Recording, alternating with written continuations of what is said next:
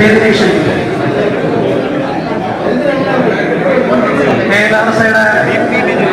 Central secretary KC James പേരിലേക്ക് വന്നു.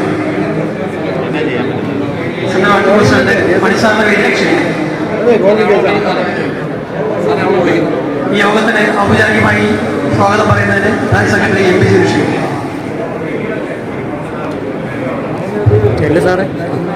എല്ലാവർക്കും നമസ്കാരം. നമ്മളുടെ രണ്ട് സഹപ്രവർത്തകർ സഖാവ് എച്ച് റഹീം CLI, സഖാവ് K മുഹമ്മദ് കുഞ്ഞ് LPM VR, രണ്ടുപേരുടെ യാത്രയപ്പ് ചടങ്ങ് ALRSA എറണാകുളം ബ്രാഞ്ച് കമ്മിറ്റിയുടെ നേതൃത്വത്തിൽ ഇന്നിവിടെ നടക്കുകയാണ്.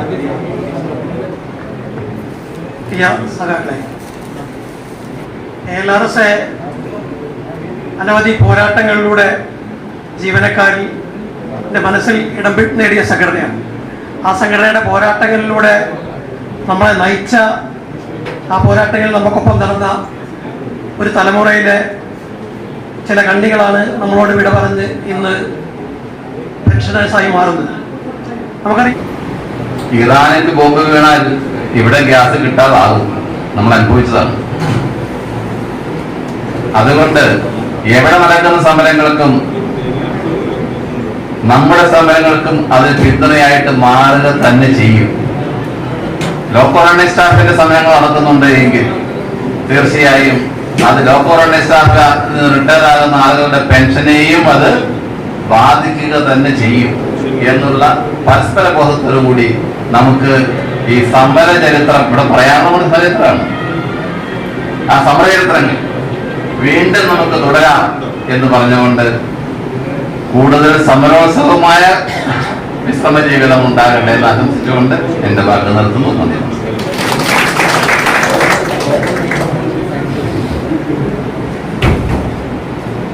നമ്മുടെ സെൻട്രൽ കമ്മിറ്റിയുടെ ക്ഷണിതാവ് കുടുംബാംഗങ്ങൾ, പ്രിയപ്പെട്ട സഹോദരൻ, നമ്മളെ സംബന്ധിച്ച് ഒരു സ്ഥിരം വേദി എന്നുള്ള രീതിയിൽ തന്നെ ഏകാസമാനം ഇങ്ങനെ തുടർച്ചയായിട്ട് ഇങ്ങനെ റിട്ടയർമെന്റ് കിട്ടിപ്പോകുമ്പോൾ അതും പുതിയ പഴയ സ്കെയിൽ അല്ലെ പഴയ ന്യൂ പേ കമ്മീഷനിലൂടെ അല്ലെ പേ സ്കെയിലിലൂടെ റിട്ടയർ ആകുമ്പോൾ എല്ലാവർക്കും സന്തോഷമാണ്. എന്നാൽ ഈ ന്യൂ പെൻഷൻ സ്കീമിൽ വരുന്നതിന് റിട്ടയർ ആകുമ്പോൾ ഒരു കുറച്ചുകൊണ്ട് 8-10 കൊല്ലം കഴിയുമ്പോൾ ഇവിടുത്തെ മാറ്റങ്ങൾ നമുക്ക് കാണാം. അവിടുത്തെ സ്ഥിതിഗതികൾ നമുക്ക് വിലയിരുത്താം. ഇപ്പൊ ഈ ഇരിക്കുന്നതിനകത്ത് പകുതിയിലധികവും ഒരു 1/2 ഭാഗവും റിട്ടയർ ജീവനക്കാരാണ്. എല്ലാവരും തന്നെ നമ്മുടെ ഈ 1985 RRB, അതുപോലെ തന്നെ 90 RRB അടക്കം കയറി വന്നവരാണ്. അപ്പൊ ഈ രീതിയിൽ നമ്മുടെ പഴയ തലമുറയെ ഒന്നൊന്നായി റിട്ടയർ ആയിക്കൊണ്ടിരിക്കുന്ന ഒരു സാഹചര്യമാണ്. ആ ഒരു സാഹചര്യത്തിലാണ് നമ്മുടെ റഹീമും അതുപോലെ തന്നെ മുഹമ്മദും റിട്ടയർ ആകുന്നത്. റഹീമിനെ സംബന്ധിച്ച് ഞാനുമായിട്ട് വളരെയധികം അടുത്ത ബന്ധമല്ല. ഒരു 40 കൊല്ലത്തിന് മുമ്പ് ഡിപ്ലോമയ്ക്ക് ഞാനും റഹീമും ഒക്കെ ഒരുമിച്ച് പഠിക്കാം. അതിനേക്കാളും വലിയ രാജപിള്ള ഉണ്ടായിരുന്നു, അദ്ദേഹം ഉണ്ടായിരുന്നു. പിന്നെ നമ്മുടെ ഒരു പഴയൊരു 12 കൊട്ടാരത്തിലെ രാജാവ് ഉണ്ടായിരുന്നു, നമ്മുടെ CCRC, പഴയ ആൾക്കാർക്കറിയാം. എറണാകുളത്തെ CCRC സംഘവും ഉണ്ടായിരുന്നു. ഞങ്ങൾ 4 പേരും ഒരേ ക്ലാസ്സിൽ. അതിനേക്കാളും ഒരു അന്നത്തെ രാഷ്ട്രീയ സാഹചര്യത്തിൽ ട്രേഡ് യൂണിയൻ പ്രവർത്തനം നടത്തുന്നത് തന്നെ ഞങ്ങൾ റഹീമും രാജപിള്ളയൊക്കെ ഇടതോട്ട യൂണിയനകത്തും ക്ലാസ് റെപ്രസെന്റേറ്റീവായിട്ടൊക്കെ വർക്ക് ചെയ്ത രാജപിള്ളയും നമ്മുടെ റഹീമും ഒക്കെ തന്നെ. അതുപോലെ തന്നെ ഈ പറയുന്ന നമ്മുടെ ഈ BJPയിലെ ഈ VM യൂണിയന്റെ യൂണിയന്റെ നേതാവായിരുന്നു അദ്ദേഹം. എന്തായാലും അദ്ദേഹം ഈ പറയുന്നത് നമ്മുടെ CCRC ആയിട്ട് ഇരുന്നിട്ടാണ് പിന്നെ AE ആയിട്ട് ഇലക്ട്രിസിറ്റി ബോർഡിൽ പോയി, പിന്നെ ഐസന്റെ ഇതായിട്ട് പോയി. നമുക്കറിയാം, പഴയ ഒരു 10 കൊല്ലം മുമ്പൊക്കെ നമ്മുടെ ബാവരസ്വാമിയുടെ അടുത്ത് അദ്ദേഹം നമ്മുടെ ശബരിമലയിലുണ്ടായിരുന്നു. നമ്മുടെ ഇങ്ങനെ അപ്പൊ ആ രീതിയിൽ നല്ല രീതിയിൽ ശക്തമായിട്ട് ഒരുമിച്ച് നിന്ന് വർക്ക് ചെയ്ത ഒരു കാലഘട്ടവും എല്ലാ രീതിയിലും ട്രേഡ് യൂണിയൻ പ്രവർത്തനമായാലും പൊതുപ്രവർത്തനമായാലും നടത്തേണ്ട ഭാഗമാണ് ഇവരൊക്കെ തന്നെ നമ്മുടെ പൊതുപ്രവർത്തകരായിട്ടും സഹനശക്തിയോടെ കയറുന്നത്. ഈ ട്രേഡ് യൂണിയൻ പ്രവർത്തനത്തിന് പ്രധാനപ്പെട്ട ഒരു ഇതുള്ളതോ നമ്മൾ സഹിക്കാനും അന്യരെ സഹായിക്കാനും മറ്റുള്ളവരുടെ ദുരിതപൂർണമായ ജീവിതം കണ്ടെത്താനും അത് കണ്ടെത്തിക്കൊണ്ട് അതിനെ സഹായിക്കാനും കഴിവുള്ളവരായിരിക്കണം റെയിൽവേ ലീഡർമാർക്ക്. നമുക്കറിയാം, നമ്മൾ CIC ഇപ്പോൾ പറഞ്ഞ പോലെ ജെയിംസ് നമ്മുടെ സെക്രട്ടറി എന്നുള്ള ആളെ 5 കൊല്ലം മുമ്പ് VRS കൊടുത്തിട്ടാണ് സെക്രട്ടറി ആയി. നമുക്കറിയാം, ഇന്ന് ഇന്ത്യയിൽ 17 സോണിലൊന്ന് യാത്ര ചെയ്ത് തിരിച്ചു വരണമെന്നുണ്ടെങ്കിൽ ഏതാണ്ട് 4-6 കൊല്ലം വേണം. ജെയിംസ് കോഴിക്കോട് ഇപ്പോഴാണ് 17 സോണും ഒക്കെ കവർ ചെയ്തത്. കംപ്ലീറ്റ് രണ്ടാമത് സെക്രട്ടറികളായപ്പോഴാണ് പൂർണ്ണമായിട്ടും എക്സ് സെൻട്രൽ സെൻട്രൽ റെയിൽവേ അല്ലെ central railway western railway western railway അടക്കം എല്ലാ ഏരിയയിലും ഒന്ന് യാത്ര ചെയ്ത് തീർന്നു എന്നുള്ള അവകാശം. അപ്പൊ ആ രീതിയിൽ ഈ പറയുന്ന മേഖലകളിലെല്ലാം യാത്ര ചെയ്യുമ്പോൾ തന്നെ ഈ നമ്മുടെ റെയിൽവേ ലീഡർമാർക്ക് ഒരു ഈ പറയുന്ന സർവീസിനകത്ത് ലീവ് കിട്ടുന്നില്ല. ലീവില്ലാതെ പറ്റില്ലെന്നുള്ള അർത്ഥം. ഇപ്പൊ ജെയിംസ് പോയാലോ, KC ജെയിംസ് പോയാൽ ഒരു സെക്രട്ടറികളെ കണ്ടെത്തണമെന്നുണ്ടെങ്കിൽ റിട്ടയർഡ് ജീവനക്കാരല്ല സർവീസിലുള്ളവരെ പങ്കെടുപ്പിക്കാൻ പറ്റുമോ? പങ്കെടുത്ത എത്ര ദിവസം ലീവ് കിട്ടും? നമ്മളെ സംബന്ധിച്ച് മാക്സിമം പണ്ടൊക്കെ 14 ദിവസം CCRTക്ക് ലീവ് കൊടുക്കാം. ഇന്ന് CCRTക്ക് 3 അല്ലെങ്കിൽ 4 ദിവസം മാക്സിമം ലീവ്. അത് കഴിഞ്ഞാൽ നേരെ AMEയുടെ അടുത്ത് DMEയുടെ അടുത്ത് പോകണം. AME DME അടക്കമുള്ള ഓഫീസർമാർ ഇപ്പൊ ചെയ്യുന്നത് ജീവനക്കാരെ കൺട്രോൾ ചെയ്യുന്നുള്ള ഇതാണ്. IRS ഓഫീസർമാരൊക്കെ തന്നെ ഇനിഷ്യൽ അപ്പോയിന്റ്മെന്റ് വരുന്ന മുഴുവൻ IRS ഓഫീസർമാരും ജീവനക്കാരെ കൺട്രോൾ ചെയ്യാൻ തന്നെയാണ് പറയുന്നത്. ഏറ്റവും ലക്ഷ്യത്തിൽ ഒരു ഓർഡർ ഇറങ്ങിയത് ഇന്ത്യൻ റെയിൽവേയിലെ സ്ഥിരം ജീവനക്കാരുടെ എണ്ണം കുറച്ചുകൊണ്ട് ഒരു ഓർഡർ 29,000 വേക്കൻസികൾ ഇന്ത്യൻ റെയിൽവേ കുറയ്ക്കുന്ന ഒരു ഓർഡർ ഉണ്ട്. ആ ഓർഡറിനകത്ത് തന്നെ ഏറ്റവും വലിയ കള്ളത്തരം അവരിട്ടിരിക്കുന്ന ഓർഡർ നിലവിലുള്ള സ്റ്റാഫ് സെൻസ് തെറ്റാണെന്നുള്ളതാണ്. 2023 ജൂണിലെ സ്റ്റാഫ് സെൻസാണ് അവർ ഇംപ്ലിമെന്റ് ചെയ്തിരിക്കുന്നത്. 14 ലക്ഷത്തിലധികം ജീവനക്കാർ ഇന്ത്യയിലെ 8ലധികം പ്രൊഡക്ഷൻ യൂണിറ്റുകൾ ഇപ്പം അവരെല്ലാം ഇതാക്കിക്കൊണ്ടിരിക്കുക. ഏതാ കമ്പനിയാക്കിക്കൊണ്ടിരിക്കുക. കമ്പനിയൊക്കെ എന്ന് പറഞ്ഞാൽ നിങ്ങൾക്കറിയാം, കേന്ദ്ര ഗവൺമെന്റ് ജീവനക്കാരായിട്ട് നമ്മൾ വർക്ക് ചെയ്തിരുന്ന BSNL പോസ്റ്റ് ആൻഡ് ടെലിഗ്രാം BSNLോട്ട് മാറ്റി കമ്പനിയാക്കി മാറ്റി. ജീവനക്കാരുടെ മൊത്തം അലവൻസുകളും ഇല്ലാതായി. മറ്റൊന്ന് നമുക്കിപ്പൊ കറണ്ട് 1 കൊല്ലമായിരുന്നു. ഏതാ ഇന്ത്യൻ എയർലൈൻസ് കമ്പനിയാക്കി. ടാറ്റയുടെ കീഴിൽ കമ്പനിയാക്കിയപ്പോ എന്താ സംഭവിച്ചാൽ മുഴുവൻ ജീവനക്കാരും കേന്ദ്ര ഗവൺമെന്റ് ജീവനക്കാരെല്ലാം എത്തിയും. അതോടെ അവരുടെ മുഴുവൻ ബെനിഫിറ്റ് നഷ്ടപ്പെട്ടു. ഏറ്റവും അവസാനം ഈ ടാറ്റ കമ്പനി പറയുന്ന തിരുവനന്തപുരത്തായാലും ബോംബെയിലായാലും കൽക്കട്ടയിലായാലും ഫ്ലൈറ്റ് എഞ്ചിനീയർമാരും പൈലറ്റുമാരും അടക്കം അവരുടെ ഫ്ലാറ്റ് വിട്ടുപോകണം, അല്ലെ അവിടുത്തെ റെന്റ് കൊടുക്കണം എന്നാണ്. ആ രീതിയിലാണ് അടി കിട്ടിയത്. അതാണ് കമ്പനിയാക്കിയുള്ള വ്യത്യാസം. വേണ്ട, ലേറ്റസ്റ്റ് ഒരു 9 മാസം മുമ്പ് നിങ്ങൾക്കറിയാം 41 ഓർഡിനൻസ് ഫാക്ടറിയാണ് ഇന്ത്യയിലെ കമ്പനിയാക്കിയത്. ഏത് കേന്ദ്ര ഗവൺമെന്റ് ജീവനക്കാർ എന്ന രീതിയിൽ പട്ടാളക്കാരുടെ പ്രൊഡക്ഷൻ യൂണിറ്റുകൾ കംപ്ലീറ്റ് നമ്മുടെ ഇവിടെയുണ്ട്. ആവടി ഒരു പ്രൊഡക്ഷൻ യൂണിറ്റ് ഉണ്ട്. അതെല്ലാം കമ്പനിയായി. കമ്പനി റൂളിലേക്ക് മാറ്റി മുഴുവൻ കേന്ദ്ര ഗവൺമെന്റ് ജീവനക്കാരും മാറി. കാരണം എനിക്ക് പറയാനുള്ളത് നിങ്ങൾക്കറിയാം, ഇന്ന് നമുക്ക് ഏറ്റവും ലേറ്റസ്റ്റ് നമ്മുടെ പിള്ളേരെയൊക്കെ പഠിപ്പിക്കുന്ന നമ്മുടെ കേന്ദ്ര വിദ്യാലയ കമ്പനിയാക്കിയാൽ കിട്ടുകയില്ല. കേന്ദ്ര വിദ്യാലയത്തിൽ കേന്ദ്ര ഗവൺമെന്റ് സ്ഥാപനത്തിന് മക്കൾക്ക് കിട്ടുന്നത്. പിന്നത്തെ ഒരു പേഴ്സന്റെ വേക്കൻസി ഉണ്ടെങ്കിൽ മാത്രം കമ്പനി ജീവനക്കാർ കൊടുക്കുള്ളൂ. ആ രീതിയിലുള്ള മുഴുവൻ വെരിവിറ്റും എന്ന് പറഞ്ഞാൽ 8 പ്രൊഡക്ഷൻ യൂണിറ്റുകൾ ICFO, ഈ പറയുന്ന Chitharanjan locomotive, modern coach factory അടക്കം 8 എണ്ണം കമ്പനിയാക്കാൻ അവരെ കേന്ദ്ര ക്യാബിനറ്റ് കൂട്ടി ഇംപ്ലിമെന്റ് ചെയ്ത് കഴിഞ്ഞു. പക്ഷേ തൊഴിലാളികളുടെ ഡിക്ലേക്ക് വന്നിട്ടില്ല. അങ്ങനെയാക്കിയാൽ 96,000 കേന്ദ്ര ഗവൺമെന്റ് ജീവനക്കാരും റെയിൽവേ ജീവനക്കാരാണ്. റെയിൽവേ ജീവനക്കാരല്ലാതെ കമ്പനിയായിട്ട് മാറുന്നത്. നമ്മുടെ കൂടെ വർക്ക് ചെയ്യുന്ന ICFലെ ജീവനക്കാര്, നമ്മുടെ കൂടെ വർക്ക് ചെയ്യുന്ന ചിത്രഞ്ജൻ ലോക്കോമോട്ടീവിലെ ജീവനക്കാര്, മോഡേൺ കോച്ച് ഫാക്ടറിയിലെ ജീവനക്കാര്, കബൂർത്തറയിലെ ജീവനക്കാര് അടക്കം മാറുകയാണ്. 96,000 പേരാണ് കേന്ദ്ര ഗവൺമെന്റ് ജീവനക്കാരായി അല്ലാതായി തീരുന്നത്. അവരുടെ മുഴുവൻ ബെനിഫിറ്റും പാസ് കിട്ടുന്നില്ല, റെയിൽവേ പാസിലായി. അവരെ സംബന്ധിച്ച് യാതൊരു ബെനിഫിറ്റും റെയിൽവേയിൽ കിട്ടുന്നില്ല. ആ രീതിയിലേക്ക് നിയമങ്ങൾ മാറിക്കൊണ്ടിരിക്കുന്നു. നമ്മുടെ ഓരോരുത്തരുടെ രീതിയിൽ നമ്മുടെ തന്നെ ജീവനക്കാര് ഇന്ന് നമുക്ക് ട്രിവാൻഡ്രം പാലക്കാട് ഡിവിഷനിൽ നിങ്ങളെല്ലാം നേതാക്കന്മാരും ഒക്കെ വിശ്വസിച്ച് നടക്കുന്നത് എത്ര പേരുണ്ട് അവിടെ 5 വർഷ എഗ്രിമെന്റിന് കയറിയത് അവിടുത്തെ ടൈപ്പിസ്റ്റുകൾ. ട്രിവാൻഡ്രം ഡിവിഷൻ ഓഫീസിൽ നിങ്ങൾ നോക്കാം. അവിടുത്തെ DRMന്റെ ഓഫീസിൽ ഇരിക്കുന്ന 4 പെൺകുട്ടികൾ എല്ലാം ഈ പറയുന്ന ഫിക്സഡ് ടൈം എംപ്ലോയീസാണ്. 4 പേര്. അതുപോലെ ഓരോ ഡിപ്പാർട്ട്മെന്റിലും ഒരു 30% ജീവനക്കാരും ഫിക്സഡ് ടൈം ജീവനക്കാരാണ്. ഫിക്സഡ് ടൈം ജീവനക്കാർക്കുള്ള ബുദ്ധിമുട്ട് പ്രശ്നങ്ങൾ എത്തുക. ജോലിക്ക് കയറും, റെയിൽവേക്കാരാണെന്നും പറഞ്ഞിട്ട് കയറും. നമ്മൾ നോക്കിയാൽ ജോലിക്കാരാണ്, പക്ഷെ അത് ഫിക്സഡ് ടൈം ജീവനക്കാരാണ്. 5 കൊല്ലത്തേക്ക് ശമ്പളം കഴിഞ്ഞാൽ അവരെ ഇറങ്ങിപ്പോകണം. അവിടെ കല്യാണം കഴിക്കാൻ പറ്റും. ആൺകുട്ടികളാരും പെൺകുട്ടികളാരും നമുക്ക് പറയാൻ പറ്റുമോ കൃത്യമായിട്ട് ജോലി ഉണ്ടെന്ന്? കാരണം അവിടെ ഈ ചെറിയ പ്രായത്തിൽ ജോലി കിട്ടി അവർ 5 കൊല്ലം കഴിയുമ്പോൾ തിരിഞ്ഞു പോകുന്നൊരവസ്ഥ നമ്മുടെ കുട്ടികൾക്കും വരുന്ന ഒരു അവസ്ഥയാണ്. ആ രീതിയിലുള്ള മാറ്റങ്ങളാണ് റെയിൽവേ മേഖലയിൽ വന്നുകൊണ്ടിരിക്കുന്നത്. നമ്മളെ സംബന്ധിച്ച്, സർവീസ് ജീവനക്കാരെ സംബന്ധിച്ച്, അല്ലെങ്കിൽ റിട്ടയർഡ് ജീവനക്കാരെ സംബന്ധിച്ച് കൃത്യമായിട്ട് ഇത് വാച്ച് ചെയ്യണം. വാച്ച് ചെയ്തേ തീരും. പുതിയ തലമുറ വാച്ച് ചെയ്യണം. പക്ഷേ നമ്മളെ സംബന്ധിച്ച് പുതിയ തലമുറയ്ക്ക് ഈ പറയുന്ന രീതിയിലൊരു സ്ട്രൈക്കിംഗ് ഫോഴ്സ് അല്ലെങ്കിൽ ഇതൊക്കെ മനസ്സിലാക്കിക്കൊണ്ട് പ്രതികരിക്കാനുള്ള ശക്തി കുറഞ്ഞോ എന്നുള്ളത് എനിക്ക് സംശയം. കാരണം ആൾക്കാർ പങ്കെടുത്തുകൊണ്ട് ഇതൊക്കെ ഒന്ന് മനസ്സിലാക്കാൻ കഴിവ് കിട്ടുന്നില്ല. പെൻഷനെ സംബന്ധിച്ച് ജെയിംസും നമ്മുടെ സോണൽ സെക്രട്ടറി പറഞ്ഞു കഴിഞ്ഞു ഇല്ലേ, പെൻഷനിങ് കിട്ടുമോ ഇല്ലെന്നുള്ളത്. വൺ ടൈം പെൻഷൻ എന്നുള്ള രീതിയിൽ അല്ലെ എല്ലാവർക്കും ഒരേ പെൻഷൻ എന്നുള്ള രീതിയിൽ തന്നെ പബ്ലിസിറ്റി കൊടുക്കുന്നുണ്ട്. ഡൽഹിയിലടക്കം ചർച്ചകൾ നടക്കുന്നുണ്ട്. അതിനുവേണ്ടി രാഷ്ട്രീയപ്രേരിതമായിട്ട് പല സംഘടനകളും നടക്കുന്നുണ്ട്. എല്ലാവർക്കും ഒരേ പെൻഷൻ. അപ്പൊ 10,000 പെൻഷൻ ആണെങ്കിൽ 15,000 കിട്ടുന്ന KF 5,000 എടുത്ത് ബാക്കിയുള്ളത് ഒരാൾക്ക് കൊടുക്കരുതോ? കേൾക്കുന്നവർക്കൊക്കെ ശരിയായിട്ട് തോന്നും. കേന്ദ്ര ഗവൺമെന്റ് ജീവനക്കാരുടെ പെൻഷൻ എത്രയുണ്ട്, എത്ര ജീവനക്കാരുണ്ട്? അതാണ് നമ്മൾ പഠിക്കേണ്ടത്. കൂടിയ 48,000 52,000 പേരാ, 52 ലക്ഷം, 48 തൊട്ട് 52 ലക്ഷം പേരാണ് കേന്ദ്ര ഗവൺമെന്റ് ജീവനക്കാരൻ. ഈ ജീവനക്കാരുടെ പെൻഷൻ എല്ലാം കുറച്ചാൽ നമ്മുടെ 145 കോടി ജനങ്ങൾക്ക് പെൻഷൻ കൊടുക്കാൻ പറ്റും.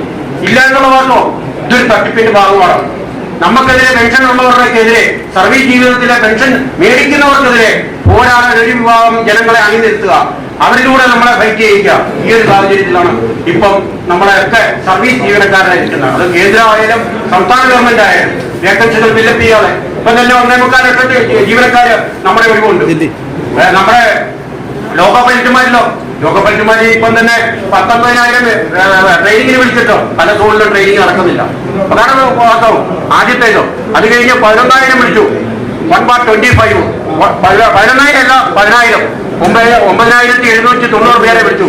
അതും ഇതുവരെ ടെസ്റ്റുകളും അതിന്റെ പ്രോസസ്സും നടന്നിട്ടില്ല. ഇപ്പം 1/26 വീണ്ടും വിളിച്ചിട്ടുണ്ട് 11,000. ഇത്തരത്തിൽ ലോക്കൽ ഓർഗനൈസേഷന്റെ ഒഴിവുകൾ ഇതൊക്കെ ആരെ ബാധിക്കുന്നത്? നമ്മളെ, നമ്മുടെ കുടുംബാംഗങ്ങളെയാണ് ബാധിക്കുന്നത്.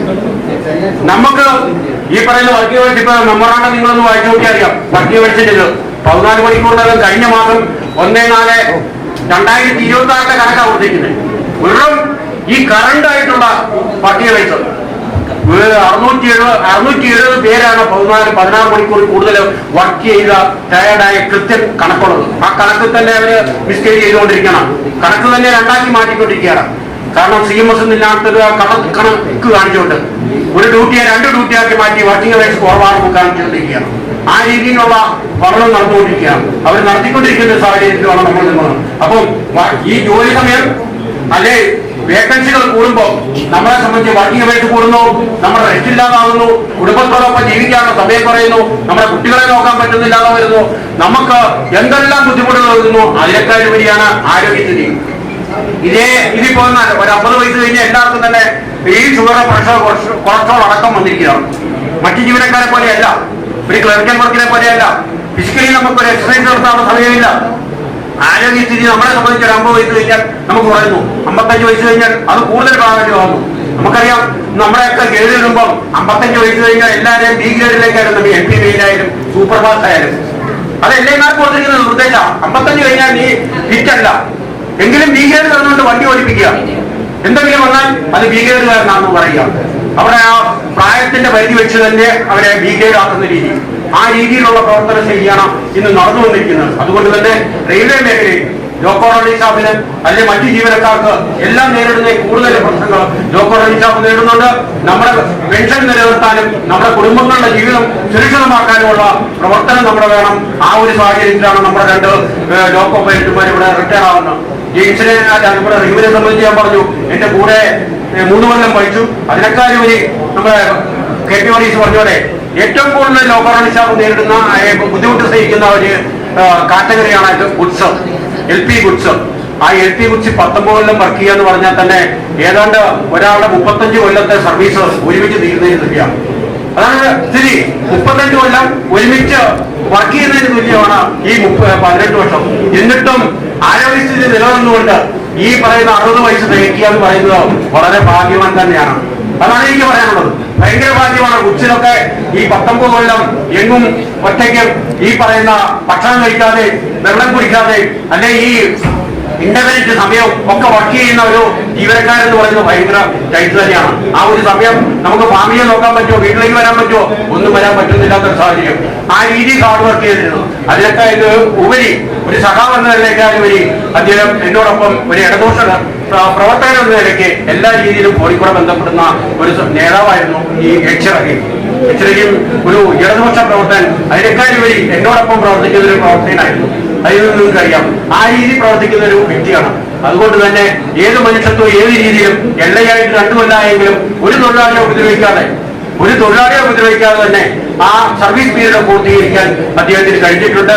അദ്ദേഹത്തിന്റെ ഭാര്യയ്ക്കും കുടുംബാംഗങ്ങൾക്കും എല്ലാവിധ ആശംസകളും ഈ അവസരത്തിൽ നേടുന്നു.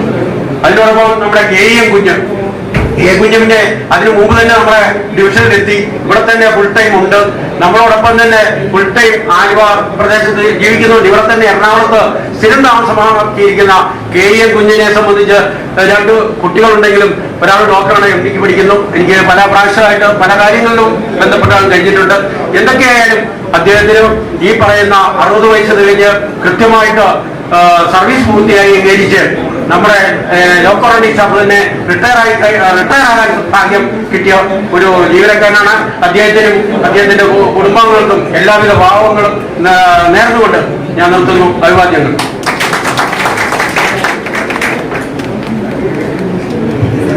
ഈ സമ്മേളനത്തിലും നമ്മളെ റിട്ടയർ ആവുന്ന അഭിവാദ്യം അർപ്പിച്ചുകൊണ്ട് ഡിവിഷൻ സെക്രട്ടറി സംസാരിക്കും. ബഹുമാനപ്പെട്ട അധ്യക്ഷൻ, ആദരണീയരായ നേതാക്കളെ, ഇന്നത്തെ വിശിഷ്ടാതിഥികളായിട്ടുള്ള ശ്രീ കെ മുഹമ്മദ് കുഞ്ഞ്, റഹീം സാറ്, അവരുടെ കുടുംബാംഗങ്ങൾ, പ്രിയമുള്ള സഹപ്രവർത്തകരെ, മറ്റ് പാലക്കാട് ഡിവിഷനിൽ എത്തിയിട്ടുള്ള പ്രിയമുള്ളവരെ, അകത്തും പുറത്തും നല്ല ചൂടാണ്. ഒരു പ്രസംഗം പോയിട്ട് ഒരു പാട്ട് പോലും ആസ്വദിക്കാൻ പറ്റുന്ന മാനസികാവസ്ഥയിലല്ല എല്ലാവരും എനിക്കറിയാം. അതുകൊണ്ട് അധികം പ്രസംഗം നടത്തത്തില്ല എന്നൊരു ഉറപ്പ് മാത്രം ഞാൻ ആദ്യം നൽകുകയാണ്. കെ മുഹമ്മദ് കുഞ്ഞ് ചേട്ടനെ സംബന്ധിച്ചിടത്തോളം പുള്ളി മദ്രാസിൽ 93 ജോയിൻ ചെയ്ത ആളാണ്. ഞാൻ അദ്ദേഹത്തിന്റെ പുറകില് 97 മദ്രാസ് ഡിവിഷനിൽ ജോയിൻ ചെയ്തിട്ടുള്ള ആളാണ്. അവിടെ വെച്ച് ഞങ്ങളുടെ വണ്ടികൾ വർക്ക് ചെയ്യുമ്പോൾ ജോളപ്പേട്ട എന്ന് പറഞ്ഞാൽ ഞങ്ങളെ മദ്രാസ് ഡിവിഷൻകാരെ സംബന്ധിച്ചിടത്തോളം ഏറ്റവും അട്രാക്റ്റീവ് ആയിട്ടുള്ള സ്ഥലമാണ്. നല്ല ഫുഡ് കിട്ടും, നല്ല ക്ലൈമറ്റ് ആണ്. അപ്പൊ അവിടെ പോകണമെന്ന് ആഗ്രഹമുണ്ടെങ്കിലും ആർക്കോണത്ത് ഈ 5 വർഷക്കാലം തളച്ചിടപ്പെട്ടുള്ള ഒരാളാണ്. അദ്ദേഹത്തെ സംബന്ധിച്ചിടത്തോളം all India local running staff association 2024 June 1 മുതൽ 28 ദിവസം നടത്തിയ ഐതിഹാസികമായ സമരത്തിന്റെ വിളവെടുപ്പിന് ഭാഗമാകുമ്പോൾ അദ്ദേഹം സർവീസിലില്ല എന്നുള്ളതൊരു വിഷമകര വസ്തുതയാണ്. അനിവാര്യമായ ഒരു വിടവാങ്ങലാണ്. അത് നമ്മളത് അംഗീകരിച്ചു കൊടുത്തിട്ടുള്ളത്.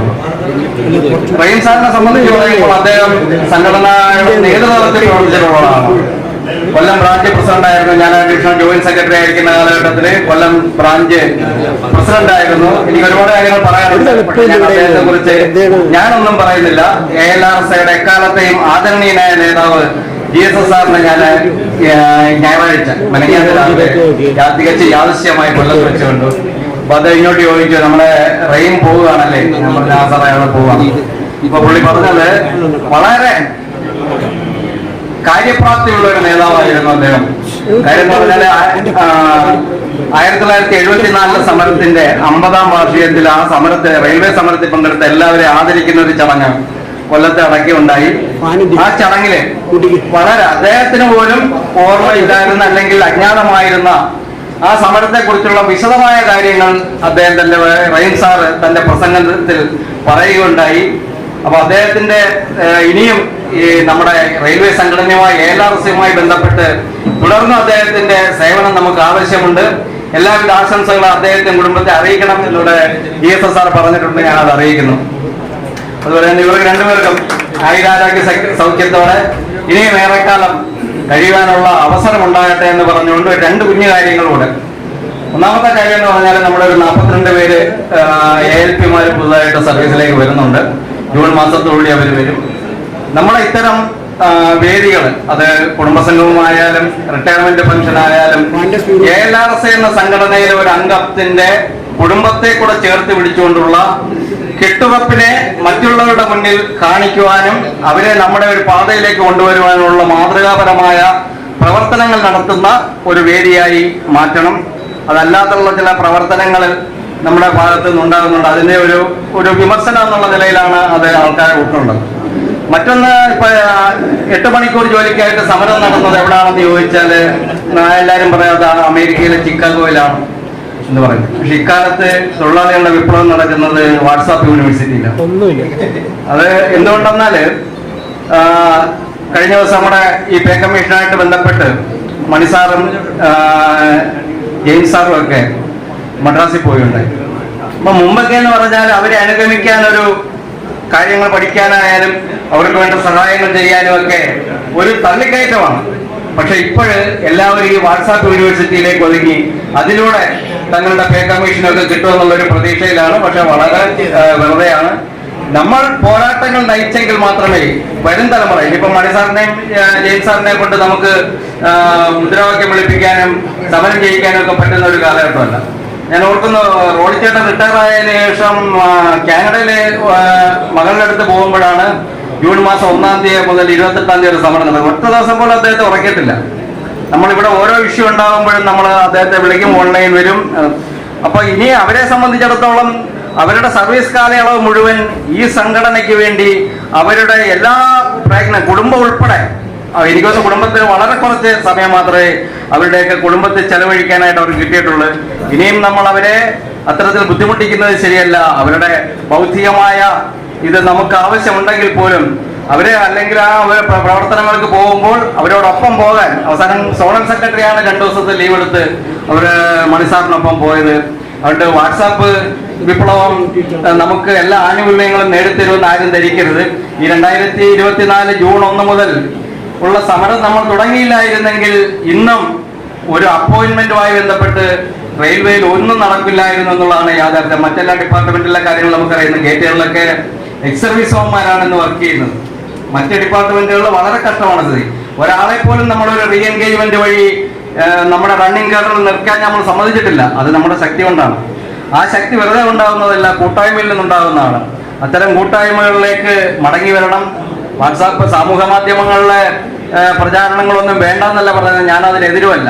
പണ്ട് ഞാൻ വിദ്യാർത്ഥി യുവജന പ്രസ്ഥാനങ്ങളിലൊക്കെ പ്രവർത്തിക്കുന്ന കാലഘട്ടത്തിൽ നമ്മൾ അന്ന് സംഘടന പ്രവർത്തിക്കുന്നത് പിരിവെടുത്തിട്ടാണ്. ഓരോ വീടുകളിലും കയറി റെസിപ്റ്റ് കൊണ്ടുപോയി പിരിക്കും. അപ്പൊ അന്ന് ഇന്നൊക്കെ പിരിവ് എനിക്കൊരു നാണക്കേടാന്ന് ഉള്ള കരുതുന്ന ഒരാളാണ്. പക്ഷെ നമ്മുടെ നേതാക്കന്മാർ പറയും, ചിലപ്പോൾ അവർ ചീത്ത വിളിക്കുമായിരിക്കും, ചിലപ്പോൾ അവരൊന്നും തന്നില്ലെന്നിരിക്കും. പക്ഷെ നീ അവന്റെ വീട്ടിൽ പോകുമ്പോൾ അതാണ് അവനെ സംബന്ധിച്ചിടത്തോളം വലിയ കാര്യം. നീ അവന്റെ കാര്യങ്ങൾ കേൾക്കാൻ തയ്യാറായി എന്നുള്ളതാണ് അവന്റെ ഏറ്റവും വലിയ കാര്യം. നാളെ നീ ഒരു കാര്യത്തിന് വിളിച്ച ഉറപ്പായിട്ടും അവൻ വന്നിരിക്കും. അത് അവന് നിന്റെ ഇതിനോട് താല്പര്യം ഉണ്ടെങ്കിലും. അതുകൊണ്ട് എനിക്ക് പറയാനുള്ളത്, നമ്മൾ ഓരോ അംഗങ്ങളും ഈ കാലഘട്ടത്തിന്റെ ആവശ്യങ്ങൾ മനസ്സിലാക്കിക്കൊണ്ട്, ഇപ്പൊ ഞാനൊരു വാർത്ത പറയുന്നുണ്ട്, 30,000-ഓളം തസ്തികൾ വീണ്ടും റെയിൽവേയിൽ വെട്ടിക്കുറയ്ക്കുകയാണ്.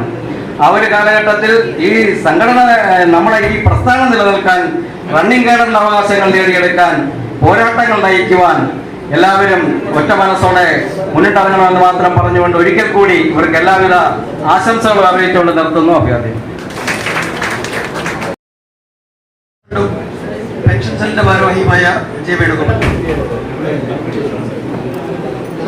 ബഹുമാനപ്പെട്ട സഖാവ് സി സുരേഷ്, നമ്മുടെ വിശിഷ്ടാതിഥികളായി നമ്മുടെ സ്നേഹാദരങ്ങളെ സഖാവ് എച്ച് റഹീം, അതുപോലെ തന്നെ കെ ഇ മുഹമ്മദ് കുഞ്ഞൻ, അവരുടെ പ്രിയപ്പെട്ട സഹപ്രവർത്തകരെ, നേതാക്കളെ, ഇന്നത്തെ ദിവസം നമ്മളോടൊപ്പം ദീർഘകാലം കണ്ടും കേട്ടും നമ്മുടെ പരിഭവങ്ങളും സ്നേഹവും ഒക്കെ അതിനൊക്കെ പങ്കുവാങ്ങി all India loco running staff association എന്ന സംഘടനയുടെ ഒപ്പം നിന്നും ലോകത്തിലെ ഏറ്റവും കഠിനമായിട്ടുള്ള ജോലികളിൽ ഒന്നായ ലോക്കോ റണ്ണിംഗ് സ്റ്റാഫ് എന്ന തസ്തികയിൽ 30-40 ഇടയ്ക്കുള്ള വർഷങ്ങൾ അതിജീവിച്ചും നമ്മോടൊപ്പം ഇന്ന് നമ്മുടെ സ്നേഹം ഏറ്റുവാങ്ങുന്ന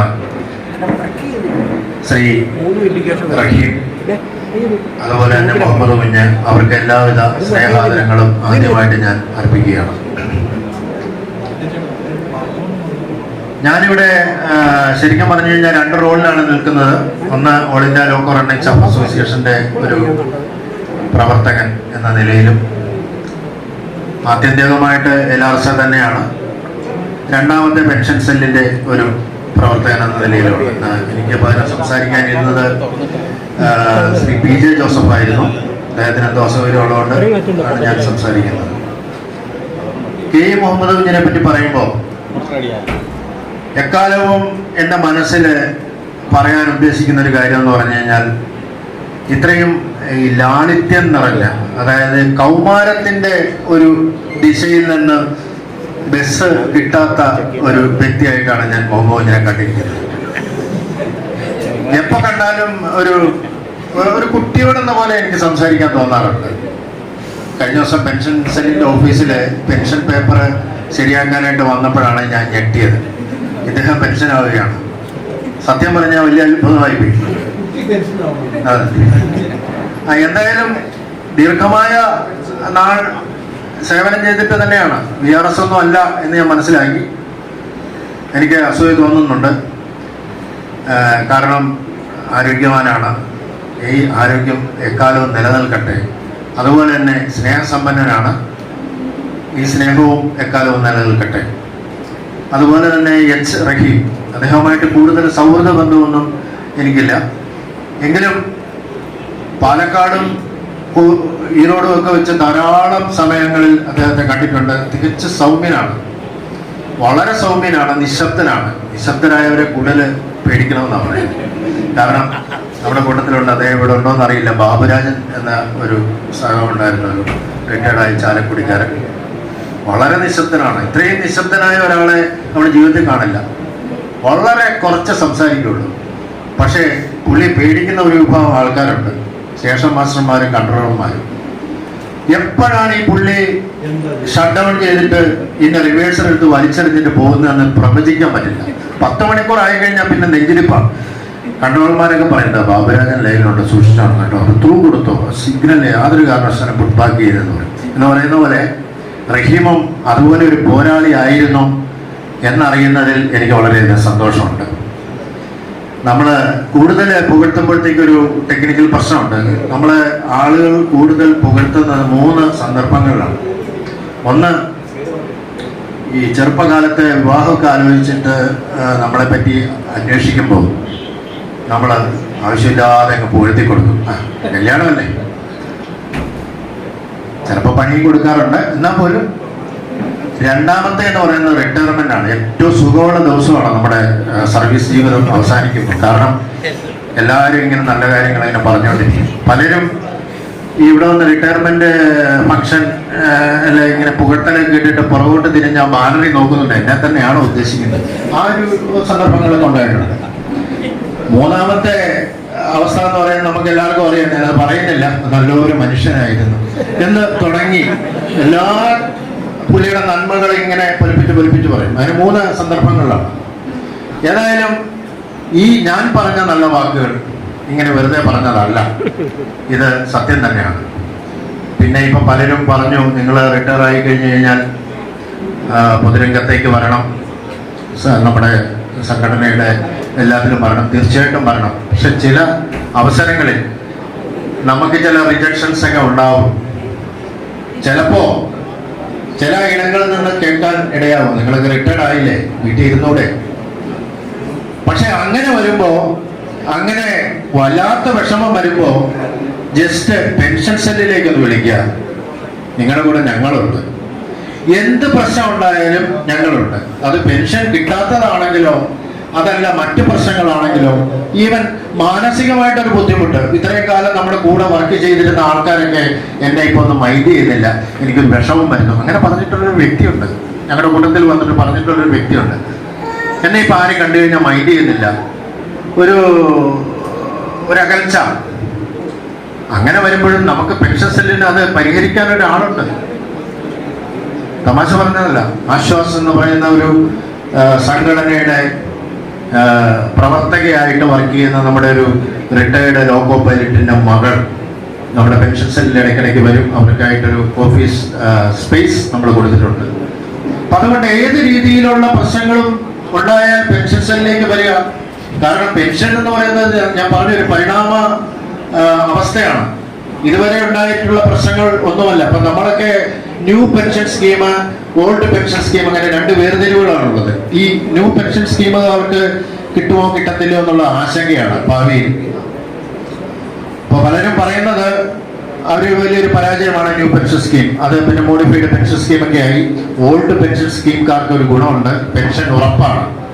പക്ഷെ ഈ ഉറപ്പ് ചില സമയങ്ങളിൽ രണ്ട് രീതിയിൽ പാളിപ്പോവാം. ഒന്ന്, നമ്മുടെ സർവീസ് റെക്കോർഡുകളിലുള്ള പ്രശ്നങ്ങൾ, ആ തിരുത്തലുകൾ വേണ്ടി വരുന്ന ഭാഗങ്ങൾ, ഇതൊക്കെ അവഗണിച്ച് പോകുമ്പോൾ ചിലപ്പോൾ പെൻഷൻ മുടങ്ങിപ്പോവാം. നമ്മൾ വിചാരിക്കും ഈസി ആയിട്ട് കിട്ടുന്ന ഒരു സാധനമാണ്, എല്ലാ മാസവും 1-ാം തീയതി ശമ്പളം കിട്ടും, വർക്കിംഗ് ആയിട്ടുള്ള ആൾക്കാർക്ക് 26-ാം തീയതി പെൻഷൻകാർക്ക് പെൻഷൻ കിട്ടും.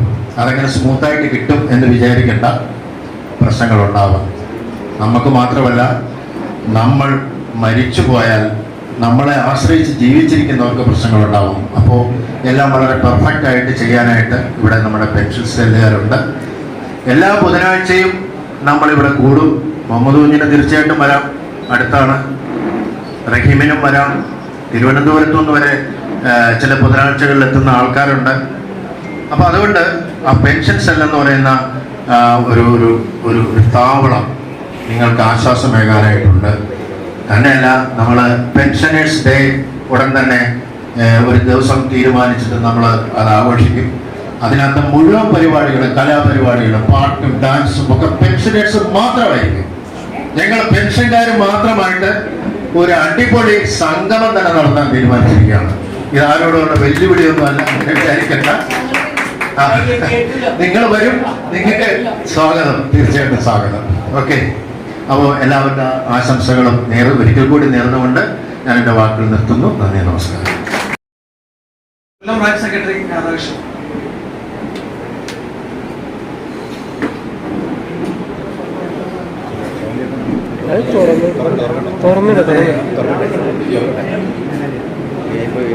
ഈ യാത്രയപ്പ് സമ്മേളനത്തിന്റെ അധ്യക്ഷൻ എറണാകുളം ബ്രാഞ്ച് പ്രസിഡന്റ്, ഈ സമ്മേളനം ഉദ്ഘാടനം ചെയ്ത സംഘടനയുടെ സോണൽ ജനറൽ സെക്രട്ടറി സഖാവ് കെ പി വർഗീസ്, അതിന്റെ വിശിഷ്ട അതിഥികളായിട്ടുള്ള സഖാവ് റഹീം, സഖാവ് മുഹമ്മദ് കുഞ്ഞ്, ഈ അവരുടെ കുടുംബാംഗങ്ങളെ, സുഹൃത്തുക്കളെ, സഖാക്കളെ, ഈ രണ്ട് വിശിഷ്ട വ്യക്തികളും അവര് ജനനം കൊണ്ട് തന്നെ ധന്യാത്മാക്കളാണ്. കാരണം രണ്ടുപേരും ജനിച്ച മണ്ണ് എന്ന് പറയുന്നത് വിപ്ലവ വീര്യത്തിന്റെയും പോരാട്ട വീര്യത്തിന്റെയും ആത്മാഭിമാനത്തിന്റെയും തുളുമ്പി നിൽക്കുന്ന ഓർമ്മകൾ ബാക്കിയാക്കിയ മണ്ണാണ്. കാരണം പേരുത്തമ്പി ദളവ, ആത്മാഭിമാനിയായിട്ടുള്ള പേരുത്തമ്പി ദളവ, അദ്ദേഹത്തിന്റെ ചുടുരക്തം, അദ്ദേഹത്തിന്റെ നെഞ്ചിലെ രക്തം അവസാനമായി വീണ മണ്ണാണ് മണ്ണടി. ബ്രിട്ടീഷുകാരുടെ പടവാളിന് ഇരയാകാതെ സ്വന്തം പടവാൾ സ്വന്തം നെഞ്ചിൽ കുത്തിയിറക്കി ആത്മാഹൂതി നടത്തിയ അദ്ദേഹത്തിന്റെ മണ്ണിൽ നിന്ന് ജനിച്ചു വന്ന സഖാവ് എച്ച് റഹീമും, അതുപോലെ തന്നെ സാമൂഹിക അനീതികൾക്കെതിരെ, ആ കാലഘട്ടത്തിൽ നിലനിന്നിരുന്ന അനീതികൾക്കെതിരെ ശബ്ദമുയർത്തി തൂലിക പടവാളാക്കിയ ഇടപ്പള്ളി രാഘവൻ പിള്ളയുടെയും ചങ്ങമ്പുഴ കൃഷ്ണപിള്ളയുടെയും നാട്ടിൽ നിന്ന് വന്ന സഖാവ് മുഹമ്മദ് കുഞ്ഞിന്റെയും ഈ സർവീസിലെ അവസാന ദിവസത്തെ നല്ല ദിവസം നമ്മൾ ആഘോഷിക്കുമ്പോൾ, അവരെ നല്ല വാക്ക് പറഞ്ഞ് വീട്ടിലേക്ക് പറഞ്ഞു വിടുമ്പോൾ, അവർ കടന്നു വന്ന പാതകളെ കുറിച്ച്, അവര് നടത്തിയ പോരാട്ടങ്ങളെ കുറിച്ച് വിശദമായിട്ടുള്ള ചർച്ചകൾ തന്നെ ഇതിനോടകം നടന്നു കഴിഞ്ഞു. എന്നിരുന്നാലും ഞാൻ ആദ്യമായി സഖാവ് എച്ച് റഹീമിനെ കുറിച്ച് പറയുമ്പോൾ, അദ്ദേഹത്തെ എനിക്ക് റഹീം സാർ എന്ന് വിളിക്കുന്നതിന് ഒരു ഉടുപ്പുണ്ട്. കാരണം അദ്ദേഹം സാറെന്ന നിലയിലേക്ക് ഉയർന്നിട്ടില്ല. സാറെന്ന നിലയിലേക്ക് ഉയരാൻ വളരെ ബുദ്ധിമുട്ടുണ്ടായിരുന്ന ഒരു വ്യക്തിയാണ് സഖാവ് എച്ച് റഹീം എന്ന് പറയുന്നത്. അദ്ദേഹത്തെ ഞാൻ റഹീം ഏട്ടനെന്നാണ് വിളിക്കുന്നത്. ഇപ്പോഴും അങ്ങനെ വിളിക്കാനാണ് ഞാൻ ആഗ്രഹിക്കുന്നത്. കാരണം അദ്ദേഹത്തെ ആദ്യമായി കണ്ടുമുട്ടിയ നിമിഷം മുതൽ ഞാൻ അദ്ദേഹമായിട്ട് ആദ്യമായിട്ട് കാണുന്നതെന്ന് പറയുന്നത്, കൊല്ലത്ത് വന്ന അദ്ദേഹം പാലക്കാട് ഡിവിഷനിൽ നിന്നും തിരുവനന്തപുരം ഡിവിഷനിലേക്ക് ട്രാൻസ്ഫർ ആയിട്ട് NCJയിൽ നിന്നും തിരിച്ച് പാസഞ്ചർ ലോകോപരിയായിട്ട് കൊല്ലത്ത് വന്ന് ഏകദേശം 1-2 ദിവസം കഴിയുമ്പോഴാണ്, ജോയിൻ ചെയ്തേ ഉള്ളൂ. നമുക്ക് കൊല്ലത്തുള്ളവർക്കൊന്നും അദ്ദേഹത്തെ വലിയ പരിചയമില്ല, എനിക്ക് തീരെ പരിചയമില്ല, ഞാൻ അദ്ദേഹത്തെ കണ്ടിട്ടുമില്ല, കേട്ടിട്ടുമില്ല. ആദ്യമായിട്ട് ഞങ്ങളൊരു ആർസിക്ക് പോവുകയാണ്.